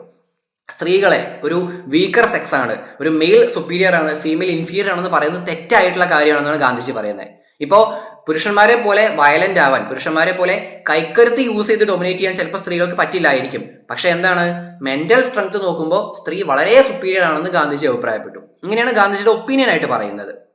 ഇനി നമ്മൾ നേരത്തെ പറഞ്ഞ കാര്യം ഒന്നും കൂടെ പറയാം. ഹിന്ദു ലീഡേഴ്സിന് ഗാന്ധിജിയോട് എതിർപ്പായിരുന്നു. കാര്യം എന്താണ്? ദളിതർക്ക് വേണ്ടി ഒരുപാട് സംസാരിച്ചതുകൊണ്ടും ഹിന്ദുയിസത്തിലെ ഒരുപാട് പ്രശ്നങ്ങളെ കുറിച്ചും ഗാന്ധിജി സംസാരിച്ചിരുന്നു. അതൊരിക്കലും അവർക്ക് അക്സെപ്റ്റ് ചെയ്യാൻ പറ്റിയില്ല. ദളിത് ലീഡേഴ്സിന് എതിർപ്പിന്റെ കാരണം എന്താണെന്ന് വെച്ചാൽ, ഗാന്ധിജി ഒരിക്കലും കാസ്റ്റ് സിസ്റ്റം എടുത്തു കളയണമെന്ന് പറഞ്ഞിട്ടില്ല. കാസ്റ്റ് സിസ്റ്റം എടുത്തു കളയണം എന്നുള്ളതായിരുന്നു ദളിത് ലീഡേഴ്സിന്റെ ഒരു ആഗ്രഹം. ഇതുകൊണ്ടാണ് ഗാന്ധിജി ഒരേ സമയം ഹിന്ദു ലീഡേഴ്സിന്റെയും ദളിത് ലീഡേഴ്സിന്റെയും ഒരു ശത്രുവായിട്ട് മാറിയത്, ഒരു എനിമിയായിട്ട് മാറിയത്. ഇനി നമുക്ക് അംബേദ്കറിന്റെ കാര്യം നോക്കാം. അംബേദ്കറിനെ കുറിച്ച് പറയുകയാണെന്നുണ്ടെങ്കിൽ പ്രധാനമായും ഇന്ത്യയിലെ marginalised groups, so called Dalits അല്ലെങ്കിൽ ഒപ്രസ് ആയിട്ടുള്ള ഗ്രൂപ്പ്സിന് വേണ്ടിയാണ് അദ്ദേഹം ഫൈറ്റ് ചെയ്തിട്ടുള്ളത്. അദ്ദേഹത്തിന്റെ ജീവിതകാലം മുഴുവൻ അദ്ദേഹം ആ പോരാട്ടങ്ങൾ തുടർന്നുകൊണ്ട് പോയിട്ടുണ്ട്. അദ്ദേഹത്തിന്റെ ഒരു പൊളിറ്റിക്കൽ കരിയറിന് 3 ഫേസസ് ഉണ്ടെന്ന് പറയാം. ഫസ്റ്റ് ഫേസ് 1918 തൊട്ട് 1922 വരെയുള്ള ഒരു കാലഘട്ടമാണ്. ഈ സമയത്താണ് അദ്ദേഹം ഒരു ലോയർ എന്ന രീതിയിൽ എസ്റ്റാബ്ലിഷ് ചെയ്യുന്നതും മഹദ് എന്ന സ്ഥലത്ത് വെച്ച് ജനങ്ങൾക്ക് പബ്ലിക് ടാപ്പുകൾ അല്ലെങ്കിൽ പബ്ലിക് പോണ്ടുകൾ, പൊതുയിടത്തിൽ നിന്ന് വെള്ളം കുടിക്കാനും വെള്ളം ഉപയോഗിക്കാനുള്ള സമരങ്ങൾ അദ്ദേഹം നടത്തുന്നത് ഈ ഒരു കാലഘട്ടത്തിലായിരുന്നു. രണ്ടാമത്തെ ഫേസ് 1929 to 1936. ഈ സമയത്ത് അദ്ദേഹം ഒരു സെപ്പറേറ്റ് ഇലക്ട്രേറ്റിന് വേണ്ടി ഫൈറ്റ് ചെയ്തു. ഇപ്പോൾ ബ്രിട്ടീഷുകാർ ഇന്ത്യയിൽ ചില ഇലക്ഷൻസ് ഒക്കെ നടത്തിയിട്ടുണ്ട്. അതിൽ വോട്ട് ചെയ്യാനുള്ള അവകാശം പോലും ഈ ദളിത് ആളുകൾക്ക് ഉണ്ടായിരുന്നില്ല. കാര്യം അവരെ മനുഷ്യരായിട്ട് പോലും കൺസിഡർ ചെയ്തിരുന്നില്ല. സോ അംബേദ്കർ എന്ത് പറഞ്ഞു? ഞങ്ങളെ നിങ്ങൾ മനുഷ്യരായിട്ട് കൺസിഡർ ചെയ്യേണ്ട, പോട്ടെ, കുഴപ്പമില്ല, ഞങ്ങൾക്കൊരു സെപ്പറേറ്റ് ഇലക്ട്രേറ്റ് ആണ് വേണ്ടതെന്ന് അംബേദ്കർ വാദിച്ചു. ഇതായിരുന്നു സെക്കൻഡ് ഫേസ് എന്ന് പറയുന്നത്. തേർഡ് ഫേസ് 1937 1946 ഇടയ്ക്കാണ്. ഈ സമയത്ത് അദ്ദേഹം ഇൻഡിപെൻഡന്റ് ലേബർ പാർട്ടിയുടെ ഭാഗമാവുകയും അദ്ദേഹം അങ്ങനെ ഒരു പാർട്ടി തുടങ്ങി ഇലക്ഷനിൽ മത്സരിച്ച് അങ്ങനെ കുറച്ച് പൊളിറ്റിക്കലി മുന്നോട്ട് പോയി. വൈസ്രോയുടെ എക്സിക്യൂട്ടീവ് കൗൺസിലൊക്കെ ഭാഗമായിരുന്നു അംബേദ്കർ 1942 ടൈമിൽ. നമ്മൾ നേരത്തെ പറഞ്ഞ പോലെ തന്നെ Indian constitution drafting committee chairman ആയിരുന്നു അംബേദ്കർ. അദ്ദേഹത്തെ ആധുനിക മനു, മോഡേൺ മനു എന്നാണ് വിളിച്ചിട്ടുണ്ടായിരുന്നത്. അദ്ദേഹം നമ്മുടെ ആദ്യത്തെ മന്ത്രിസഭയിലെ ലോ ആൻഡ് ജസ്റ്റിസ് മിനിസ്റ്ററും കൂടിയായിരുന്നു. ഇനി നമുക്ക് ഈ ലെസന്റെ മെയിൻ പോയിന്റിലോട്ട് വരാം. എന്തിന്റെ പേരിലാണ് ഗാന്ധിജിയും അംബേദ്കറും തല്ലുകൂടിയത്? അവർ തമ്മിലുള്ള ഒരു കോൺഫ്ലിക്റ്റ് എന്തായിരുന്നു? ഇവർ രണ്ടുപേരും സമൂഹത്തിലെ താഴെ തട്ടിലുള്ള ആളുകൾക്ക് അവകാശങ്ങൾ കൊടുക്കണം, അവരെ മുന്നോട്ട് കൊണ്ടുവരണം എന്നാണ് പറഞ്ഞത്. പക്ഷെ അതിൽ കുറച്ച് വ്യത്യാസങ്ങൾ ഉണ്ടായിരുന്നു. Gandhi wanted to keep depressed classes within Hindu. ഇപ്പോൾ ഹിന്ദുയിസത്തിന്റെ അണ്ടറിൽ തന്നെയാണ് ഈ ജാതിയിലുള്ള താഴ്ന്ന ജാതിക്കാരായിട്ടുള്ള ആളുകൾ വരുന്നത്. ഇവർ ഹിന്ദുയിസത്തിന്റെ അണ്ടറിൽ തന്നെ ഇരിക്കണം, ഹിന്ദുയിസത്തിന്റെ ഉള്ളിൽ തന്നെ ഇരിക്കണം. അതിനകത്ത് നിന്നുകൊണ്ട് അവരുടെ പ്രശ്നങ്ങൾ പരിഹരിക്കാമെന്ന് ഗാന്ധിജി പറഞ്ഞു. ഹിന്ദുയിസത്തിന്റെ അകത്ത് നിന്നുകൊണ്ട് തന്നെ സോൾവ് ചെയ്യാം. അവർക്കൊരു പ്രത്യേക റൈറ്റ്സ് കൊടുക്കുക, അവരെ ഇതിൽ നിന്ന് പുറത്തു കൊണ്ടുവരിക, അങ്ങനെയൊന്നും വേണ്ട എന്നാണ് ഗാന്ധിജി പറഞ്ഞത്. പക്ഷെ അംബേദ്കർ എന്താ പറഞ്ഞത്? We want annihilation of caste. Caste എന്ന് പറഞ്ഞ സാധനം വേണ്ട, കാസ്റ്റിനെ ഇല്ലാതാക്കണം, ജാതി എന്ന സാധനം ഇവിടെ വേണ്ട. അവർക്ക് വ്യക്തമായിട്ടുള്ള അവകാശങ്ങളും ഉണ്ട്, അവരേക്ക് വേണ്ട റെപ്രസെന്റേഷനും കൊടുക്കണം എന്ന് അംബേദ്കർ പറഞ്ഞു. ഗാന്ധിജി എന്താ പറഞ്ഞതെന്ന് വെച്ച് കഴിഞ്ഞാൽ കാസ്റ്റ് സിസ്റ്റം ഇവിടെ വേണം, പക്ഷെ അതിന്റെ പേരിലുള്ള പ്രശ്നങ്ങളൊന്നും പാടില്ല എന്നാണ്. അംബേദ്കർ പറഞ്ഞു കാസ്റ്റും വേണ്ട, ഒന്നും വേണ്ട, അപ്പോൾ ഓട്ടോമാറ്റിക് ആയിട്ട് പ്രശ്നങ്ങളും ഉണ്ടാവില്ല എന്ന്. ഇനി അംബേദ്കറിന്റെ ഒരു സോഷ്യോ പൊളിറ്റിക്കൽ ഫിലോസഫി എന്തെന്ന് നോക്കാം. നേരത്തെ പറഞ്ഞ പോലെ അംബേദ്കർ പലപ്പോഴും മിസ് ഇന്റർപ്രറ്റഡ് ആയ അല്ലെങ്കിൽ അൺഎക്സ്പ്ലോർഡ് ആയിട്ടുള്ള ഒരു ഫിഗറാണ്. അംബേദ്കർ ആരാന്ന് ചോദിച്ചു കഴിഞ്ഞാൽ പെട്ടെന്ന് ഒരു ദളിത് ലീഡർ ആണ്, കോൺസ്റ്റിറ്റ്യൂഷൻ എഴുതിയ ആളാണ് എന്ന് മാത്രമേ നമ്മുടെ വായിൽ വരുള്ളൂ. പക്ഷെ അതിനപ്പുറത്തേക്ക് അംബേദ്കർ പലതുമായിരുന്നു. He played an important role in making India's first liberal constitution.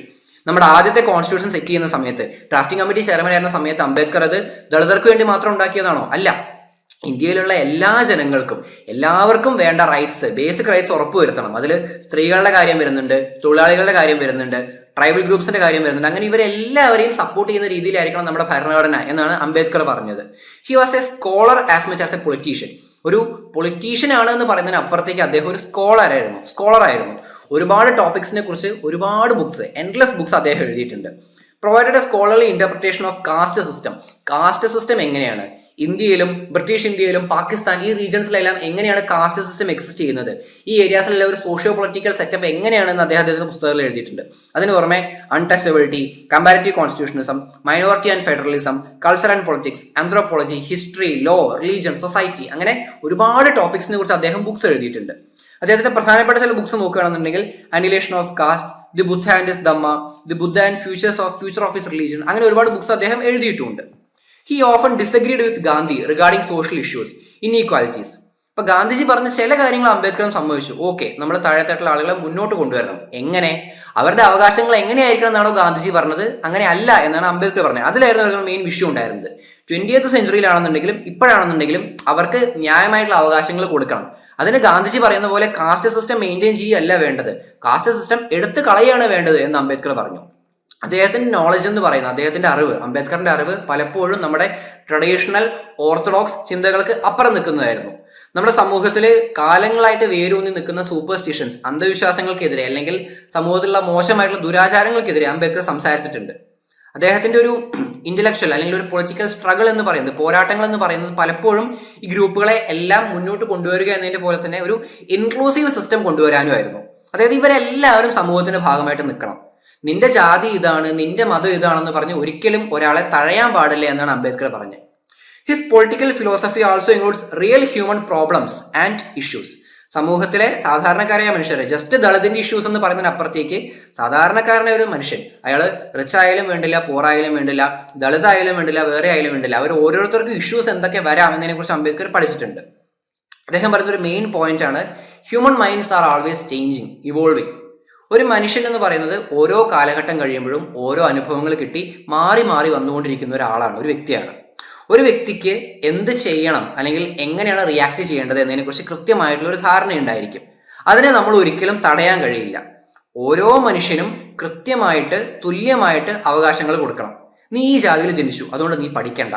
നീ ഈ ജാതിയിൽ ജനിച്ചു, അതുകൊണ്ട് നീ ഈ ജോലി ചെയ്യണ്ട എന്ന് നമ്മൾ ഒരിക്കലും പറയാൻ പാടില്ല. ഒരു മനുഷ്യന് അയാൾക്ക് ഇഷ്ടമുള്ള പോലെ പ്രവർത്തിക്കാൻ കഴിയണം, ഇഷ്ടമുള്ള പോലെ പെരുമാറാൻ സാധിക്കണം. അങ്ങനെ മാത്രമേ മനുഷ്യന് എന്ത് ചെയ്യാൻ കഴിയുള്ളൂ, ഒരു ഫുള്ളർ രീതിയിൽ ഡെവലപ്മെന്റ് ഉണ്ടാവുള്ളൂ എന്ന് അംബേദ്കർ പറഞ്ഞു. മനുഷ്യനെ അപമാനിക്കാനോ അല്ലെങ്കിൽ കൺട്രോൾ നിർത്തുകയോ അല്ല വേണ്ടത്, മനുഷ്യരെ സ്വതന്ത്രരായിട്ട് വിടണം, ഫ്രീ ബേർഡ്സ് ആയിട്ട് വിടണം എന്നാണ് അംബേദ്കർ പറഞ്ഞത്. His works challenged social realities. സമൂഹത്തിലുള്ള പല യാഥാർത്ഥ്യങ്ങളെ അദ്ദേഹം ചോദ്യം ചെയ്തിട്ടുണ്ട്. He argued that Hinduism is A religion of rules. Hinduism എന്ന് പറയുന്നത് പലപ്പോഴും എന്താണ്, ഒരുപാട് റൂൾസ് ചേർന്ന ഒരു മതം മാത്രമാണ്. അവിടെ കാസ്റ്റ് ആണ് മെയിൻ. കാസ്റ്റിന്റെ ബേസിലാണ് അവിടെ ഒരു ഹൈറാർക്കി ഉള്ളത്. ഞാൻ മുകളിൽ, നീ താഴെ, അങ്ങനെ അങ്ങനെ തട്ടായിട്ട്. അതിനെതിരെ എല്ലാം, അൺടച്ചബിലിറ്റിക്കെതിരെ എല്ലാം അംബേദ്കർ ഫൈറ്റ് ചെയ്തിട്ടുണ്ട്. അദ്ദേഹത്തിന്റെ ജീവിതകാലം മുഴുവൻ എടുത്ത് നോക്കിക്കഴിഞ്ഞാൽ അതിനെ ഏറ്റവും സിമ്പിൾ ആയിട്ടുള്ള ഭാഷയിൽ പറഞ്ഞാൽ ഇഗാലിറ്റേറിയൻ സൊസൈറ്റിക്ക് വേണ്ടിയാണ് അദ്ദേഹം ഫൈറ്റ് ചെയ്തത്.